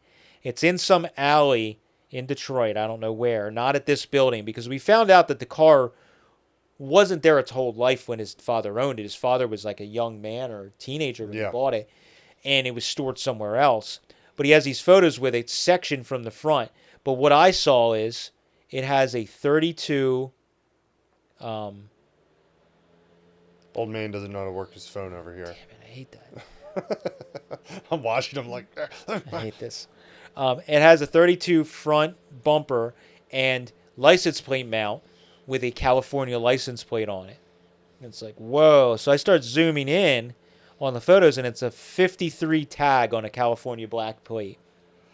And it's like, well, there verifies that it was an old California. I'm like, why else would it have that on the front? That's weird. And this car on the back, when you got it, had a Michigan plate. Had a Michigan plate. It still lives on the car, actually. Yes. The Pennsylvania plate is over top of it because I just felt like it should stay on there. Kind of cool. And I think it was, I don't know. And at this point in this photos, you could see it's got a dropped headlight bar on it. And the top's still intact. The top's still intact. It's got a filled radiator, or the shell is filled on it. It's like, okay, all this stuff's matching. Went through the radiators, and I'm like, here's one that was filled and has an old neck, probably from that car. And then we got the side profile shot from the sun. And it's got wide, fat white walls on it. With 40 Ford wheels, right? With 40 Ford wheels and trim rings and caps on it. And the freaking louvered hood. That's my favorite photo of that car. Minus the white walls. And the white walls are kind of cool. It's very 50s of it. So at that point, when we got those photos, I'm like, oh, I guess I'm going to put the 40 wheels on, put white walls back on it. You could see the chopped top that's on it is very... It's like a mild chopped top. It's not super like Bonneville style or anything. It's a very mild chopped convertible top on it. You can see that the Nerf bars are on it, just like the car in the photos. And the hood, the most iconic part of the whole car is the louvered hood. I'm like, man, where's the hood? And I, talking to the son, I think I was texting with him at that point. I'm like, would you find the hood? He's like, we looked. Like, everything you saw is basically what's there, I think. And then he had photos of this crazy channeled, I guess his father must have owned it at some point. Yeah, super hard channeled 3-window with a flat head and reversed wheels on it that he also had photos of, and he sent them to us. And I was just like, well, that's cool. Then through us putting the video out, and us talking about the history of it, might have been John DeLorean's and blah, blah, blah. That video went semi-viral, did quite well. We got contacted by Jack DeLorean, or his daughter, maybe? Yeah, his daughter emailed us first. And said, hey, I saw the video. I don't remember how she put it, but basically correcting us. That was actually my father's, high school car, that was his first hot rod. He's talked about that car ever since he got rid of it to us. He sold it to that guy back in the day when they were young men or kids. And we never knew where the car was, blah, blah, blah. And she says, I think we might have photos of that car in the family album somewhere. And we're like, Holy crap! It actually connected the dots, and that's a great thing with our channel and the internet and historic race cars, hot rods, just all that stuff. You hit such a wide network of people that a lot of times people are finding history about cars just because you post it on Facebook and somebody knows somebody that knows the history of that car. So like we then were able to to email with them, and I said I'd love to talk to your dad if possible, about the car, blah blah blah. She then gets us some photos of the car at that point, and she's like, we found these in the family album, and there's like one or two photos. So this is in February of 21. I get those. No, I'm sorry, January of 21. I get those photos. I saved them. It's January 11th, and the son sent me the photos December 12th. So not long after we got the car. Yeah, like this stuff's all happening very quickly. It's like 1 month after getting the car, essentially, I get the photos of how it looked with the white walls. 1 month later, I get the photos of the car when Jack owned it and confirmation that Jack owned it. So get Jack on the phone. If you guys haven't listened to that video, I need to listen to it again. I haven't listened to that one again. I luckily got smart enough when we did the Skelly car.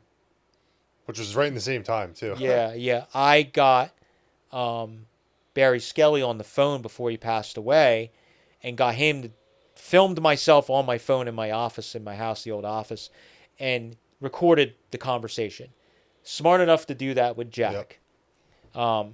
I don't know what made me do that. It was like literally Jack was calling, oh, crap, I got to set the camera up. And you were in the shop when you did that. Yeah, and I quick hit record and cut it on speakerphone, and I'm like, man, I got to document this. So Jack tells the story. If you haven't listened to that one, it's really interesting. I'll put a link down below to that. I need to listen to it again because it's super cool. Because I'm like, talking to Jack, and he's like, man, I sold the car. He told me about this gentleman who we bought the car from. We started to learn that he was, if you didn't already realize that from looking at the property, he was very eccentric.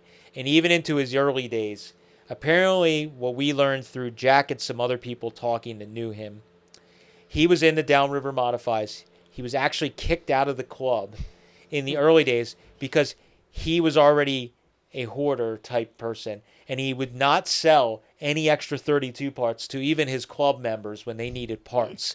And I guess because he was so selfish, they kicked him out of the club. So funny. I found the club plaque in the mess of junk in with the car. I think it was sitting on the plywood, like on. If I remember correct, yeah.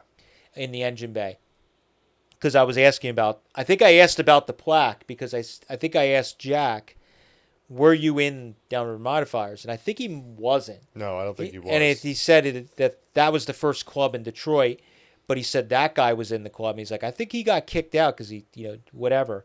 And we, through word of mouth and other people, learned that he was kicked out supposedly because he was being greedy with his parts stash and wouldn't give them to friends. Sounds about right. And Jack said, yeah, that was the big club at the time and blah, blah, blah. And then Jack basically tells me he was, 15 or something like that. And obviously the recording, you hear that. But he said, I was a young man. I wanted a 32 Roadster. He took money and went out to visit friends in L.A., family in L.A., with the idea he wanted to buy a 32 Roadster. Went to that used car lot, which I forget the name of it off the top of my head. There's an iconic, famous used car lot that was in the L.A. area that used to buy and sell hot rods and customs. There's all these famous photos of some of the best photos of this used car lot with chopped Mercs, 3 windows with Ardens in them, early line T's. of 32s. Yeah, all for sale, all kinds of killer stuff, all sitting in that line. He's like, I went to this used car lot that sold hot rods and customs, and he's like, I picked this black 32 Roadster that I could afford. And it's like, whoa, holy crap, like, can you tell me more about it? He's like, it was already a hot rod or a race car because he's telling me it had, I think, a high-rise manifold on it. A water-heated high-rise Yeah, manifold. he described it to me. And he said it had no fan because it was set up for racing. And he said, I think the passenger front fender or something was damaged. And he said something like, somebody was test driving at the used car lot and it got banged up or something happened. So he said the fender didn't fit right, and I think he was saying like the headlights didn't, like something didn't sit right. And then we went and looked at the fender that we had, and the And we looked at the old photos from the sun, the direct on shot. You could see the headlights aren't they're straight. not even anymore, and they sit a little funny. So something happened and it got banged up. He couldn't remember the history. What I think, after now owning the car for a while, the fender, the right front fender that is on the car is not the original fender for that car. I think that somebody put another fender on that car because it got banged up, and that one didn't sit right, and it might have been an early versus a late, or something was messed up and it didn't sit right. So when we were putting the car together, it drove me through the roof that the freaking headlight bar sits a little funny. And then I went and looked at the photos, and I had already talked to Jack, and it's like, that's how it was literally since it came from California. So Jack tells us, he bought the car, blah, blah, blah. He tried driving it home, and it had no fan, and it was set up for racing, blah, blah, blah. And he started overheating it as he was trying to drive it back to Michigan. To me, it's like insane to think about that era of, like, he was 15 or 16. 16, yeah. In 52, I think he told me 53, but the timeline doesn't fully line up with when he sold the car, because he told us that he sold the car, I think, in 53 to this other guy. And there's not enough time in between there, I think, for that to all jive. To buy the car in 53 and it be warm enough to drive it back to Detroit, because you got to think about Detroit doesn't get warm until, like, let's say April or May, warm enough to do something like that. And then he was using it in Detroit, and then to sell it in 53. Yeah, because his brother built a different engine for it. They raced it. Yeah. Some of those dates are, it might have sold to the guy in 54 and bought it in 52. And yeah, so I think he probably, because the registration sticker on the California plate is 53, so you would think that would be a year in advance. So I think maybe he bought it in 52-ish, and brought it back. Told us it was overheating. But the balls, I mean, this is a different time. Just get in the car, like, screw it. I'll, flathead, drive it back to Detroit from L.A. And then overheated, bought another car, a 36. Yeah, that's the part of the story that a lot of times I shorten the story when we meet people and I tell the story. But, like, the part that he told us that it was overheating, he bought a 36, I think he said 3-window. I think so, yeah. And he tried flat towing the Roadster home, and it was overheating. So he stopped, and he called John and borrowed the money from John, wired the money or whatever, arranged to have the Roadster towed back to Detroit, or trailered back to Detroit, whatever happened.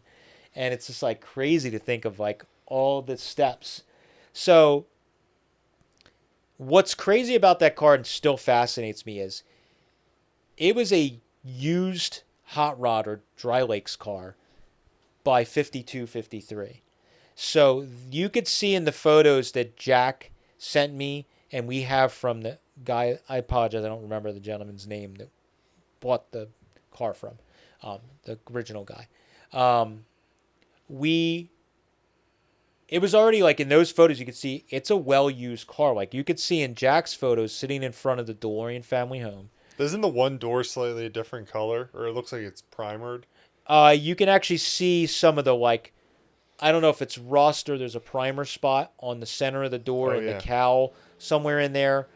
The other shot of the driver's side, you could see a little bit of stuff. And I think you could see in the cowl, in one of the photos I have, you could see it's like there's rust already starting in there. So it's like he probably bought a pretty affordable one that was well used. And that car already was built as a hot rod. Was probably raced at the dry lakes or at the drag strip in the late 40s, early 50s. Then got, who knows what happened, ended up on this used car lot. So at that point, this car's already had 2 to 3 lives. Yeah. It was an original 32. It was turned into a hot rod. Probably had more than one iteration at that point, because most of these cars did. And there's multiple, as we found, multiple engine mounts in it. Yeah, and so talking to Jack, he only remembered a flathead. We don't really know what. Again, people's memories get foggy. Jack swears that it only ever had a flathead. He said his brother George, who was a well-known engine builder in Detroit history, worked with John doing some of the like skunk work stuff for Pontiac and different things like that. Pretty neat. All three of the brothers had pretty. Yeah, Jack helped design the Mustang. Yeah, 65. He sent us a bunch of. I wonder if I could put them. I could probably put them in. I think we still have them in our email. There's like early renderings of the 65 Mustang. He was like on the design crew. Like, it's pretty wild that all three brothers were involved in different facets of American motoring. Yeah, it's crazy. So, but he like that car had so much history. So he brought it back to Detroit, and he told us that he put George built a hotter engine for it at some point. He said the most fascinating part about like when he owned it is he said he was drag racing it around Detroit. I was like, where'd you drag race it? Thinking he meant a strip. And he goes, no. I street raced it on Woodward Ave because it was the first paved street in Detroit. It's like, you think of Woodward Ave now, but like that had to be an insane time. Oh, yeah. But he was saying how he never lost a race in it. And he would run the hand pump and then race light to light. And the only time he ever lost is when he forgot to pump between lights and he ran out of fuel. It's like just crazy, like. But looking at the engine mounts and the tunnel portion that's hand fabricated has a hump in it for some kind of trans. We wonder if there was a different engine in it at some point, because a flathead, there's really no reason to have that. And it could have been 4950 before it was sold, had an overhead valve engine and was raced. They had problems with it, and they just, to sell it, they put the flathead back in and sent it to the used car lot. Yeah, it's hard to say, but it still had the original 32 rear and torque tube in it. So whatever it wasn't anything that was heavily raced. No. I don't think this car was some like record-holding Dry Lakes car. I think this is just like one of a million, thousands of hot rods that was around LA in the 40s. Like this is one of those cars that might have been in the background of a Dry Lakes photo that maybe it ran, maybe it just hung out there. And that's the unfortunate thing we've never found is any history before Jack DeLorean. We haven't been able to see any photos. I would love that. That's like the hood's the hood is, every time I see a 32 old photo of a 32 with a clamshell louvered hood, it's like instantly zoom in, like, oh no, the pattern's different, or it's like not quite right. It's like, nope, that one's not it. Yeah, and even when I first got the car and got those photos, there's some cars in old hot rod magazines that the hood is similar, and probably whoever louvered that hood did a lot of these cars' hoods. And like the louvers are just offset just a little different, or there's more rows of them, and it's like that car was probably not, I'm not saying it's not that special, but it was really cool, but there was probably a lot of cars like that running around LA at that time. But whoever did the work when we were diving into that car was most definitely built by a professional, like a shop, or something like that. And that's what makes me think this car wasn't just this car was not a crude high school kid built it. Very opposite of the Schroll 32. Yes, because it's the little dog bone mounts, the ways they did the shocks was very nicely done. Which you also copied onto the Schroll 32. Yeah, I did actually, yeah. And the lead work on the car is really, really good. The tail pan is amazing. Yeah, the tail pan, I was fascinated when we were restoring, doing our restoration on the car, so to speak. The tail pan, I wanted to see how they made it, and we got it off, and it's like they took the two frame horn covers in the back, rolled this panel, gas welded it, blended it all in, and then made the license plate mount, hid license plate lights in it, and all of it is done really, really nicely. They gas welded it all and blended all the corners and edges, and literally, it's, other than it being pitted from sitting how it sat, it was like fantastic, and it was kind of neat. I sent photos. What was cool is as I was redoing the Roadster, a lot of guys, kind of heavy hitters, the people that were like, like for instance, Dave Martinez started hitting us up, and to me, he's a heavy hitter in the, in that world. Did a lot of famous restoration work on historic cars. Hitting me up like, hey, I want to see photos of how. I don't remember what Dave asked before, but like different people were asking us for photos of how the top was done. How was the roll pan made? Because I want to do a similar deal. Mm-hmm. Can you send me these photos? Who did the tail pan for Butch? I don't remember. Was it Father Ray? He might have done it. Yeah, and they asked for photos of how it was made so they could kind of Yeah. replicate it. Because and we talk about it in our podcast a lot, like the only way to replicate and be as true to the period is to look at how a real deal one was made. So that car, like what we started realizing is that there was a lot of similarities with that car, and we still can't prove this, of the Doane Spencer car. This car has a lot of very similar pieces. Isn't the tail pan almost identical? Almost identical. To the first iteration of that car. The gas cap has it's like a knurled cap. They welded a threaded bung onto the 32 tank. Has a gas cap with like a bolt head or whatever that you turn to pressurize the tank to use the hand pump. The Doane Spencer car in the early photos has the same exact basic setup. I mean, as far as I could tell, it's almost exactly the same. And the gauge layout is very similar on this car. So we think that either somebody that was around Doane's car at the same time or saw his car, copied it, or there was talks about Doane sold a bunch of parts off of his car when he changed it up for the like Mexican road rally or whatever. Because it went from a full fendered hot rod to a fenderless hot rod. Yeah, and we don't know if that roll pan got sold and that's the one off of that car. Could be. Or did the same group of guys that all hung out at that time build that? Or did Doane build that? I don't know. I don't know the history on Doane's car as well, but was that built? Did he build the roll pan originally? And unfortunately, all of those guys are gone. Yeah. So if we would have found this car 10 years earlier, there were still a lot of those famous people were still alive. 20 years earlier, we would have found all the early 90s. All those guys would have been around, and somebody might have remembered that car. Yeah. That's what would have been, you could have went to Doane and been like, do you remember this car? Oh, that's the car. That's the guy I sold it. Like, I wish we could have had that. Those guys are gone. Most of them are gone. Yeah. So we don't have that information. But it's very, very, very similar. So the quality of work and the modifications done to it and the quality of parts on it, it wasn't just some thrown together set of gauges. It is a full set of wings gauges that all match, other than the tack is all wings gauges. And it's like the hand pump, all that stuff is the like... louvers on the hood. Yeah, it's like they're not... Somebody didn't just like hand hammer them in. They're Well, they also made a hood side. Yeah, oh yeah, they smooth hood sides and then they louvered them.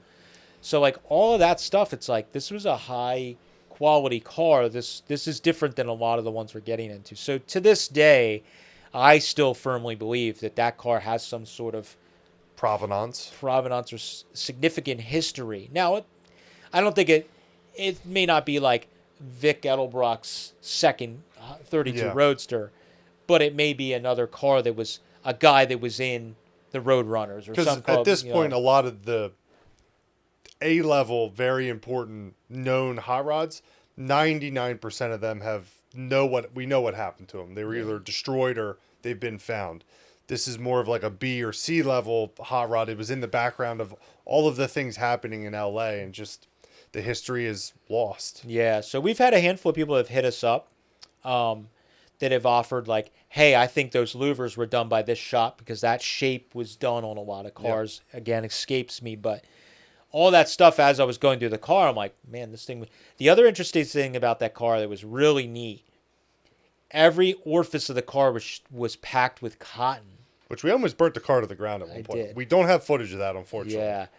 Every aspect of the car was stuffed with cotton. The doors, insides of the doors, in the cowl, and then in the rear quarters, it had this like tar and horsehair sound deadening that was put in the car. And I think it was to keep the rattles and shakes, quiet the car up a little bit inside of it. It also had that hidden like harness bar Oh yeah. that's in the car. There's also like angle iron that's welded from the pillar to this harness bar to stiffen the car up. And it either was stiffen the car up or it was maybe for racing seatbelts. We don't know, but it might have just been to stiffen the car up. But all this stuff was done in a very nice kind of way. It hurt me to take a lot of that cotton and stuff out of the car. But in order to repair the car, one of the reasons the bottoms of the doors were rotted out because that cotton got wet and it just rotted the doors out. So I had to do, I think, inners and outers on both doors. Really. Yeah, one was worse than the other. Yeah. So, and unfortunately, on that, our helper Luke panicked and shut the camera off because he thought it was on fire and didn't film it. So there's clips of like it starting to smoke and then he shut the camera off in a panic, and we missed all the excitement. But as I was plasma cut, I tried pulling all the horsehair sound deadening out, and as I was plasma cutting out the remnants of sub rails and stuff when we had the body all brace stuff, it just sparks were going everywhere and it caught, and it just like it's like hair on your arm, like whoosh, it just like went up, and I was like, whoa. It wasn't like out of control. It was just like burning all the little hairs, and I'm like, okay, I guess I got to scrape some more off. And it was very hard as I was doing the sub rails, trying to keep all that, because without totally chemically dipping the car or whatever, it's hard to get that stuff off and do a sympathetic restoration. So I just worked around it, and you still, when you open the trunk, can see the remnants of some of that, but I had to scrape a bunch of it off. But it was really cool to see all that stuff. So we still know, I mean, it had to be a... Yeah, do you want to dive into the saga of the technically the grill and the hood? Yeah, I think we could touch on it. So as I was putting the car together, we were looking for the hood, and we put up photos of the car in the video of what it looked like. And I don't remember if I was asking if anybody knew about the hood or the grill. I think we put up photos. Someone messaged us on Instagram and said, I think I might know where the hood and the grill for your car is. I'm like, what? How? Like, what's the way? And this younger guy in our age group basically said, hey, I work with a guy at Ford who bought the 3-window and bought a lot of the parts out of that building. And I think when we were there buying a bunch of parts, he might have gotten the hood for that car. I'm like, no way. Like, how do you know that? And then like hours or a day later or whatever, he sends me a photo of that hood standing on end in somebody's garage with the same green, because it had like green slime on the car from like, I guess, the pipes leaking, and you could tell it came from the same place.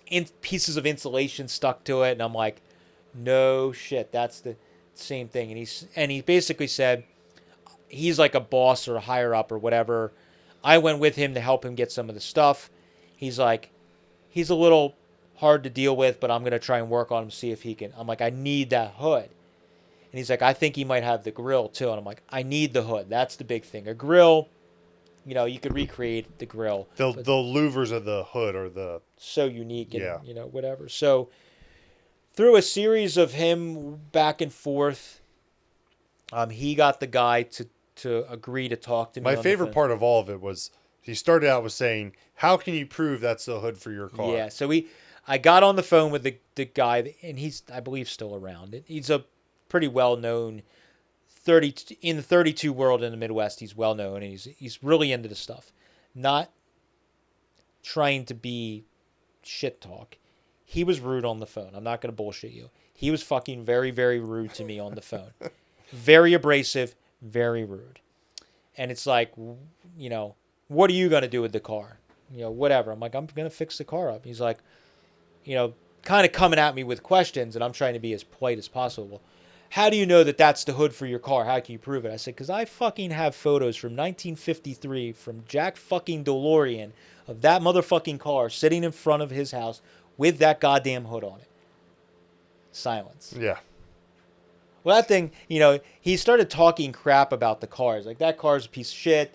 I tried buying the car from the family, before they put it for sale, and that thing's junk and this and that. And, Well, what kind of condition is the hood in? That thing's junk, just like the car, this and that. And then once I said, well, that's the hood for the car, well, you know, that's an important piece of that car and the history. And then the tune changes. Yeah.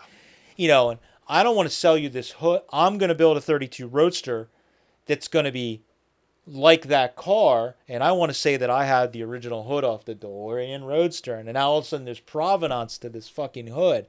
And I'm like, dude, the hood is for that car. Like, well, what are you going to do with the car? I'm not going to sell you some hood so you can flip the car and make a bunch of money off the car. And I'm like, dude, no, this is my first 32 Roadster. This is like, I've always wanted a black 32 Roadster in a California dry lakes style era. Oh. And I'm like, I'm not going to flip this car. Either way, regardless what I do with this car, it should go back with the car. It's just how this stuff is. And he didn't agree to actually, and I'm going to forget the gentleman's name that first contacted. He did a lot of legwork for us. Yeah, he worked pretty hard. But then Dave Martinez, and I suck. We always do the stuff off the cuff, so I always forget names. So there is a collector that Dave Martinez has done a bunch of work for that lives I think in Vegas, and he simultaneously reached out to us and said, I think I might know where you're. I think he said he knew where the hood was, and Dave got me in contact with him, and we talked on the phone. He said, I also know that guy. He's pretty hard to deal with, but like he and I get along. Maybe we've bought and sold parts together before. I might be able to reason with him because this gentleman has had a lot of historic, famous Dave did cars. that 36 for him, right? Yeah, he did a 36 for him. He's done some, he's had some famous cars and parts and stuff, really well-known stuff. And he's super into the history. So he's, co-signing this car. These parts need to go back with the car. So he said, let me work on them. So these two guys from either angle working on them. And I said, I don't know if I said to the dude on the phone or I said it to somebody that was trying to help us. Well, I have a freaking mint original black paint 32 hood. I would trade him in cash or whatever. So long story short, through these guys working through him, I get the text or email, hey, he's willing to do some trade.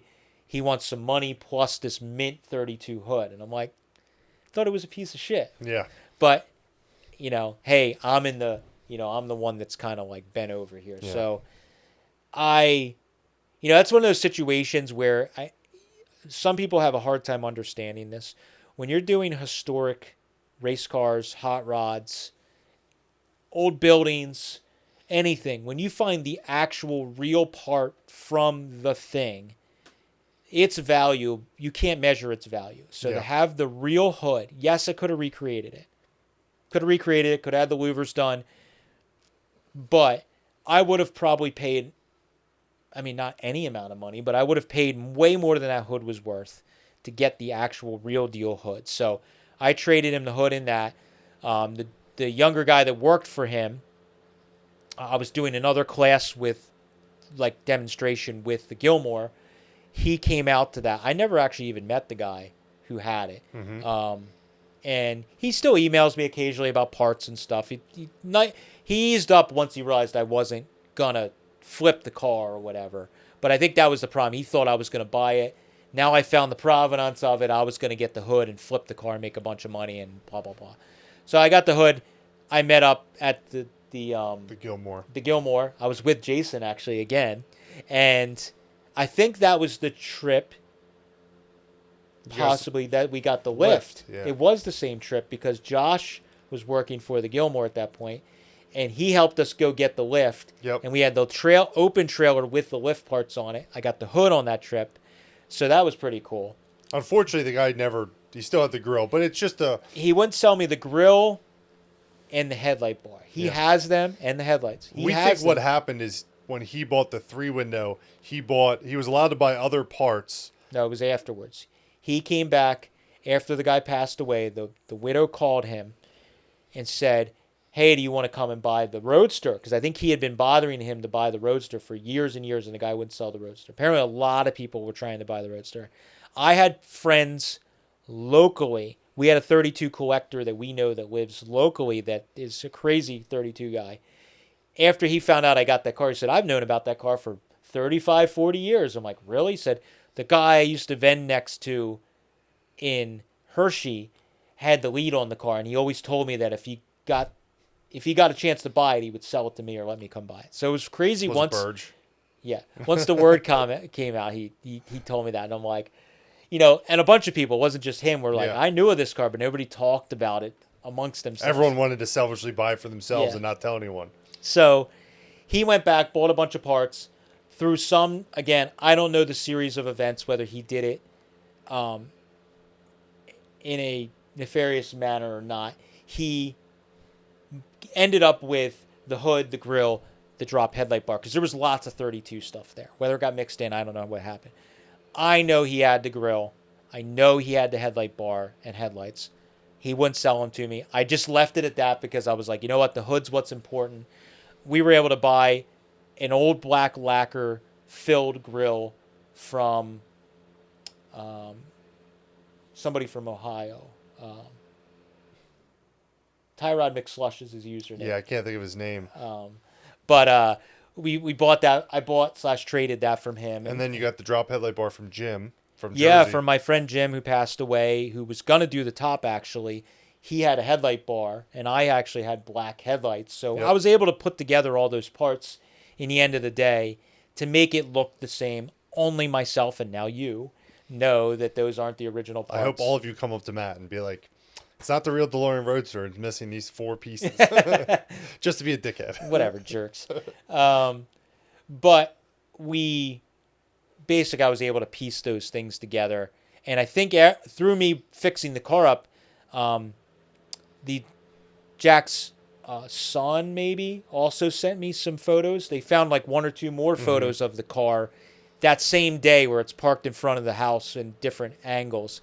But one of my favorite stories that Jack told me was, and I wasn't allowed to say it I wasn't allowed to show it during the video. I think we had to cut it out. When I did the phone call, I said, hey, Jack, what kind of wheels and tires did it have when you had it? And he said, I had black walls with, whatever, with the 40 wheels on it. I said, well, there's photos of after you sold it. And he said, I pulled the engine because it had this hot engine in it. And I kept the engine, sold it to the guy without the engine. I said, well, in the photos I have from his family, there's wide white walls on it in the photo. It looks pretty cool, but like, what's the story? And he goes, he's like, well, you can't tell anybody this. He passed away. Rest in peace to Jack. So I can tell this now. Jack goes, when we were kids, we were mischievous, and now I'm a God-fearing man now, so I don't want you to tell anybody, publicize this in a video or anything. And he said, my friends and I, we jumped the fence at a tire shop, and we lifted those white walls off of a stack of tires at a tire shop in the middle of the night, and we were all rolling a tire each down the street, and those were the white walls that were on that car in that photo. And he basically, as kids, jumped the fence, stole some white walls from, they were big, wide 60s, yeah. Probably for like a Buick or a Cadillac or something like that, and then they put them on that car.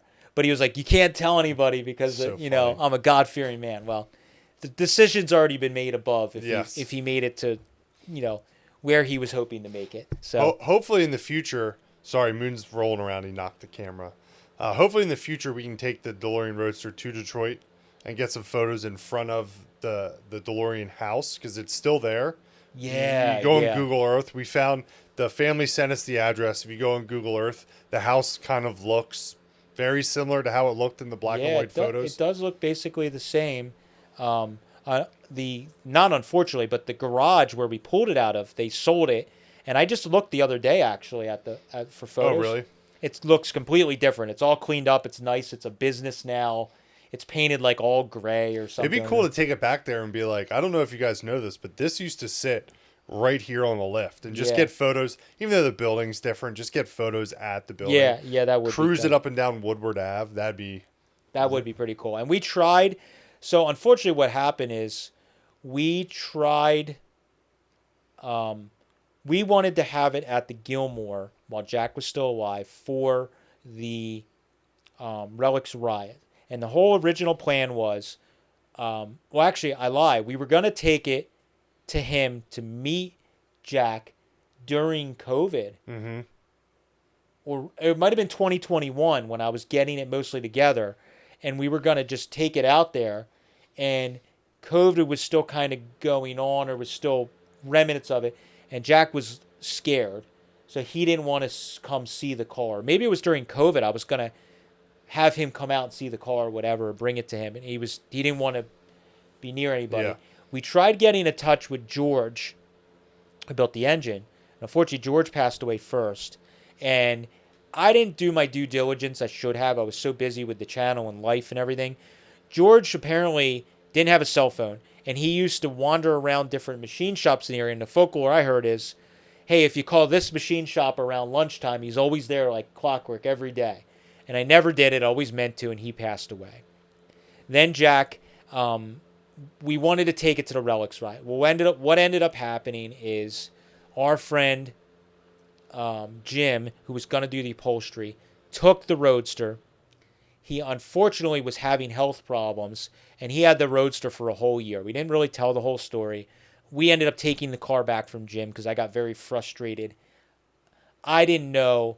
I knew a little bit, but I didn't know how bad Jim's health was getting. He was kind of telling me, but he wasn't fully telling me. He wasn't really telling anyone, to be fair. He was having a lot of health issues, and he couldn't work on the car, and I think he was embarrassed and never started on my car. And he had my car for a whole year.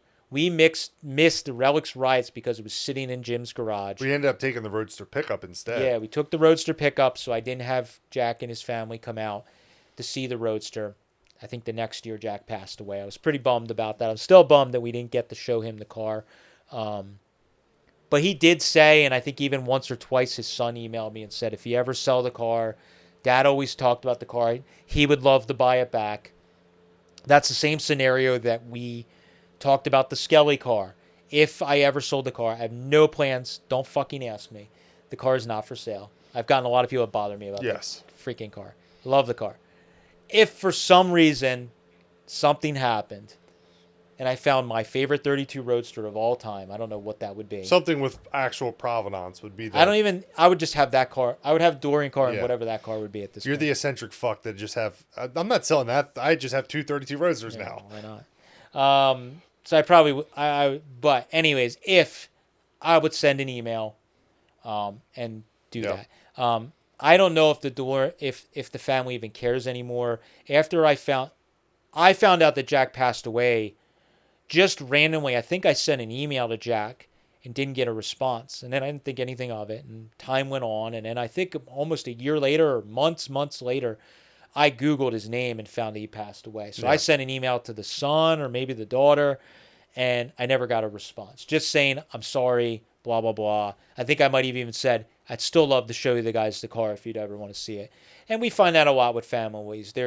They're nostalgic about the car because Dad was still alive, and he's nostalgic. After Dad passes away and the grieving period has passed, a lot of times the car isn't as important anymore. They move on with life, blah, blah, blah.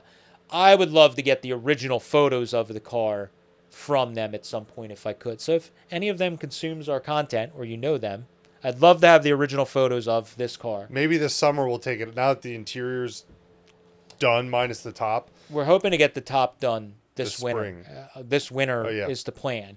Hopefully this time around we can get the top done. So maybe this summer if we go to Relics Riots. We're gonna say that. We're gonna go to Relics Riots. We're putting it into the aura. We just need to make it happen. I'm gonna be better this year about making this stuff happen. Even when our schedule is busy, we sometimes bail on stuff because we get busy. So we need to make a point. Go to Relics Riot again with that car. Take it to Detroit. Drive it around, have fun with it, and get that car out there in Michigan. So maybe we can meet up with the dude we sold the Roadster pickup to, because he lives right off of Woodward.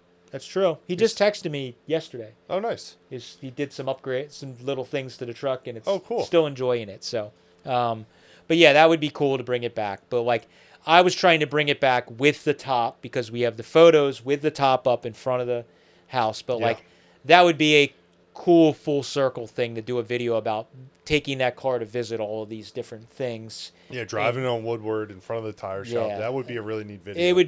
That would be crazy. And then I have dreams of someday maybe bringing the car back to California and driving it in California, and maybe taking it to the site where that dealership used to be or something. I don't know. It'd be pretty cool, but that's all the stuff. But that's kind of like, that car is so special. I've never, that's the only car so far that we've gotten that, like, when I drive that car, I like feel something. Like, you could feel like the ghosts almost when you're driving that car. It's really odd.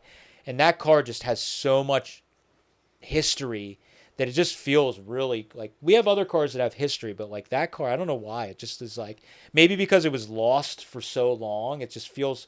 When did Larry buy the 32? He bought I wonder which one was off the road longer. Larry bought the 32 in the 60s. Okay. So that car, the Roadster, was off the road longer. Well, we don't know how long that was off before.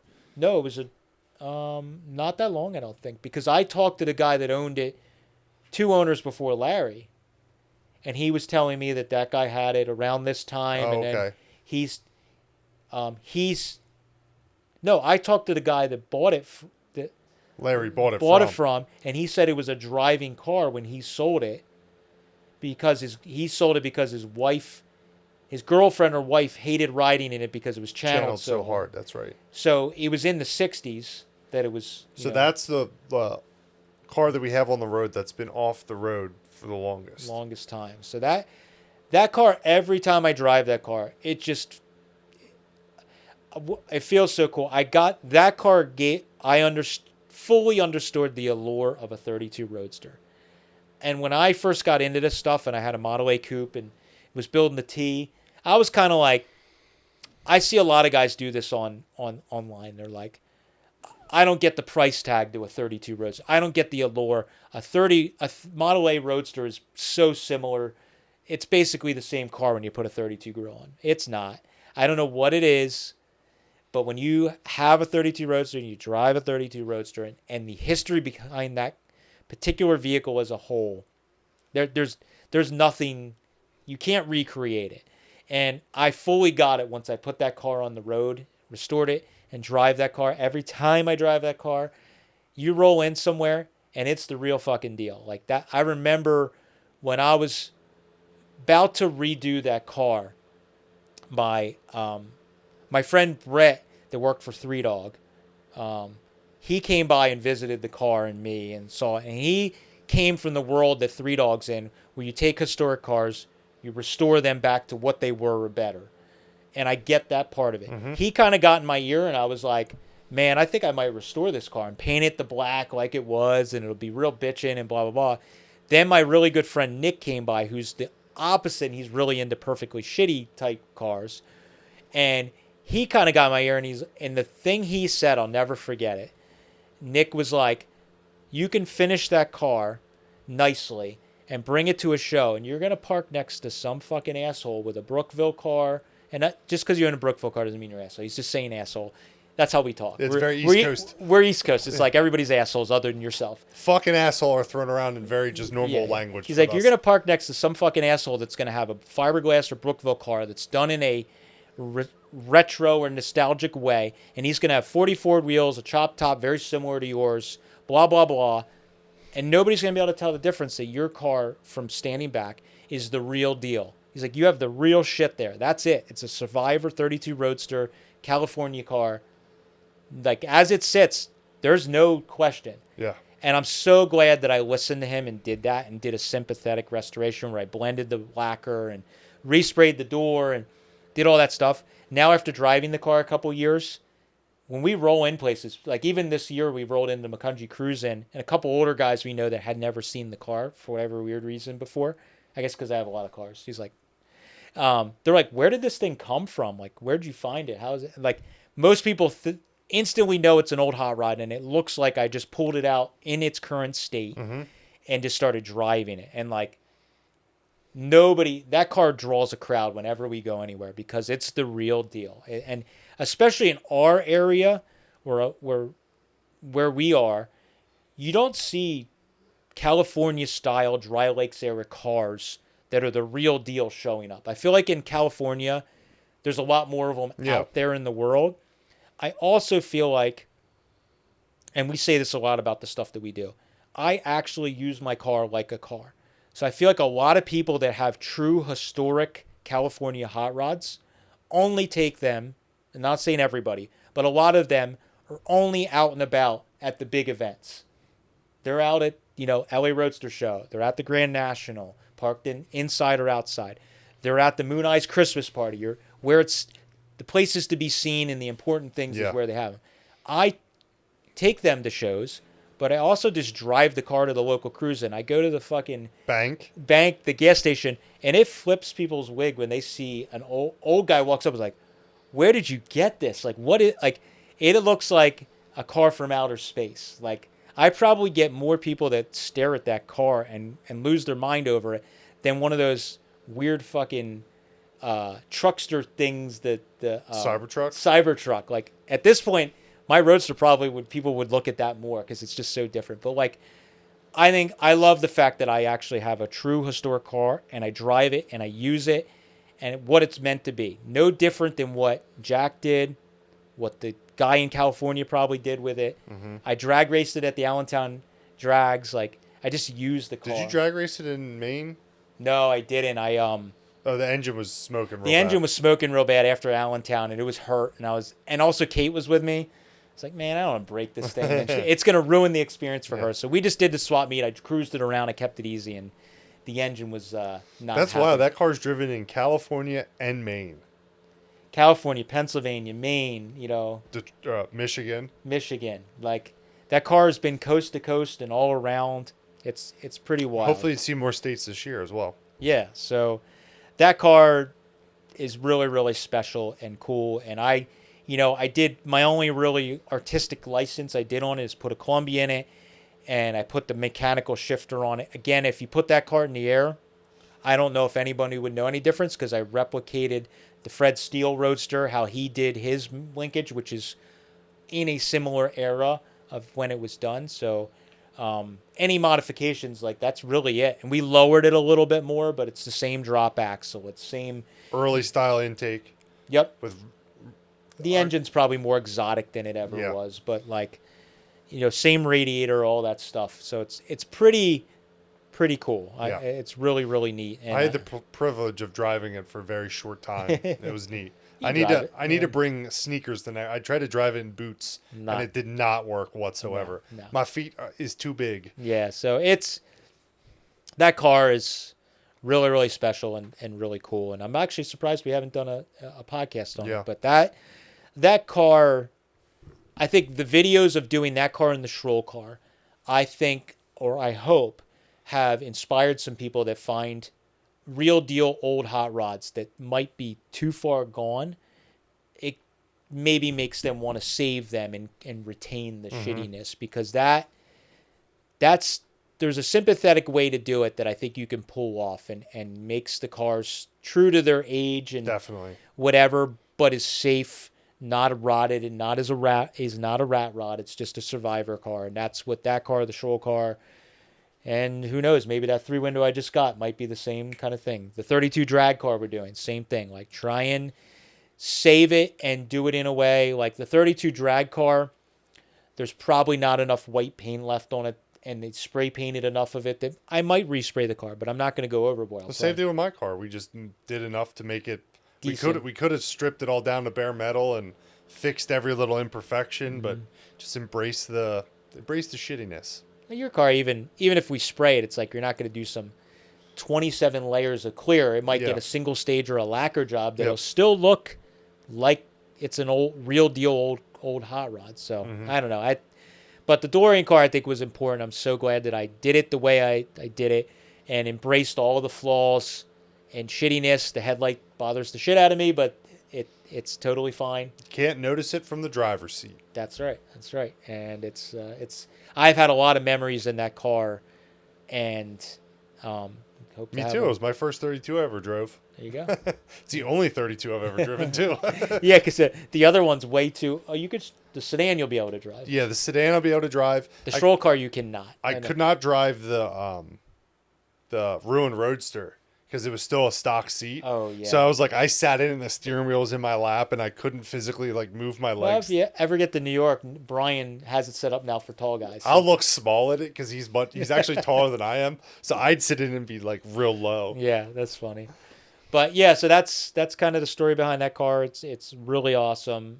It's one of the key cars that I think helped elevate my collection, our channel, because we were doing real deal survivor hot rods, and the Schroll car, and that is different than just finding a lot of YouTube channels. There's people finding old cars and they're just fixing them up. But our little niche of the internet is finding old hot rods and survivor cars and putting them back on the road with the old parts and all that stuff. And tracking down a lot of the history too. And there's other people doing it. We're not, Yes. it's not like it's just us, but like we were one of the first channels to do that stuff other than what Piero was doing previously with Mad Fabricators, showing some of that stuff. You know, we were the first YouTube channel to kind of make a go at it. And now it's awesome. There's a lot of other channels that are doing similar things and they're doing a fantastic job. Piero's doing it now more on YouTube. Yeah. And it's just awesome. So that's it. That's the fun of it. Hope you guys enjoyed our long rant. There's a lot more stories that on that car in the saga. Yeah, we didn't even talk about the lift saga, getting the actual lift. Maybe we'll talk about it in a different podcast. It's pretty Yeah. neat, but it's really, really, really cool to have the lift here and the car. Now the car doesn't live on the lift anymore because it's in the work area, but it's still super cool to have those items. Yeah. You know, that we found they now live here and they live on, and they're both functioning. Maybe we'll tie the lift in with some of the cars. We can talk about how, like, we can talk about the 33 because that's not really a super long, drawn out process of how we found it. Yeah. So we'll lump a few of those into a podcast and talk about all of them together. Yep. That's the fun. So thank you guys for listening, watching. Like I said, if in the beginning, if you guys are listening, hop over to YouTube. You can check out the video. There's a ton of great visuals. And if you have time, especially over the holiday, re-watch the original video of us finding it. And then also, there's 3 videos. The finding it, the video, me interviewing Jack, and then we did the wrap-up video. Yep. Which shows you can watch the condensed video in the time lapse. Those are 3 must watches if you're listening to this podcast. Yep. Go back and check And them also, out. I waited to the very end to mention this, but on either Christmas Day or the day after Christmas, we haven't figured out when we're going to put it out. We're going to release a hidden episode that we did that was only live for like 2 hours, and then we had to take it off the internet. Yeah. So that's going to be coming out again, and then around New Year's Day or the day after, again, figuring out scheduling, we're going to do another time-lapse video. Yeah, we made a tradition kind of at this point of every year on New Year's Day or, however it falls. Basically for New Year's. The first video for New Year's. Yeah, we always put out a time-lapse video that is one of the cars that we've found, saved, rescued, redid, and put back on the road. I think last year was the DeLorean car. Oh, yeah. Last year was DeLorean car. We're terrible at planning this, even though we do it every year. And we're usually doing the driving shots for the end of the video right now. Yes, because we did the Schroll car one year at Christmas, and we took it to the train station that was all did up for Christmas. Yeah. So we're hoping for nice weather next week. We won't mention what car we're doing. We can tell them. We're going to do the Merc. Yeah, we're going to do the Mercury was the one because it's doing the chop. It's now transformed, and Yes. I think that one's going to be really fun because it's the wow factor of what it went where we found it, which wasn't that crazy, but where and how we found it to how it looks now. It's just a totally different car. I got the photos of unchopped and chopped in some same places. Yeah. So it'll be really neat. So if you guys enjoy those, we had a lot of people. I wanted to say it because we had a lot of people asking while I was chopping it for a time lapse of the chop. So it'll be the whole saga. So if I look tired in the next coming weeks, I am going to be staring at a computer screen, taking probably 10 to 15 hours of footage and condensing it to a 30-minute video. So all for you, yes, ladies and gentlemen. So that's what we got. Thank you guys for following along. Appreciate it. Happy holidays, Merry Christmas, Happy New Year, Happy Hanukkah. All of the above. Any holiday you do, Don't be offended. Whatever you celebrate, Go out and have a great fucking time. And I believe the next podcast that we do between Christmas and New Year's, we're going to do a wrap up. Just talk about the year, stuff we found, cars we found. Goals for next year. Your goals for next year. Yeah. So that kind of stuff. thank you guys. Appreciate it. See you later.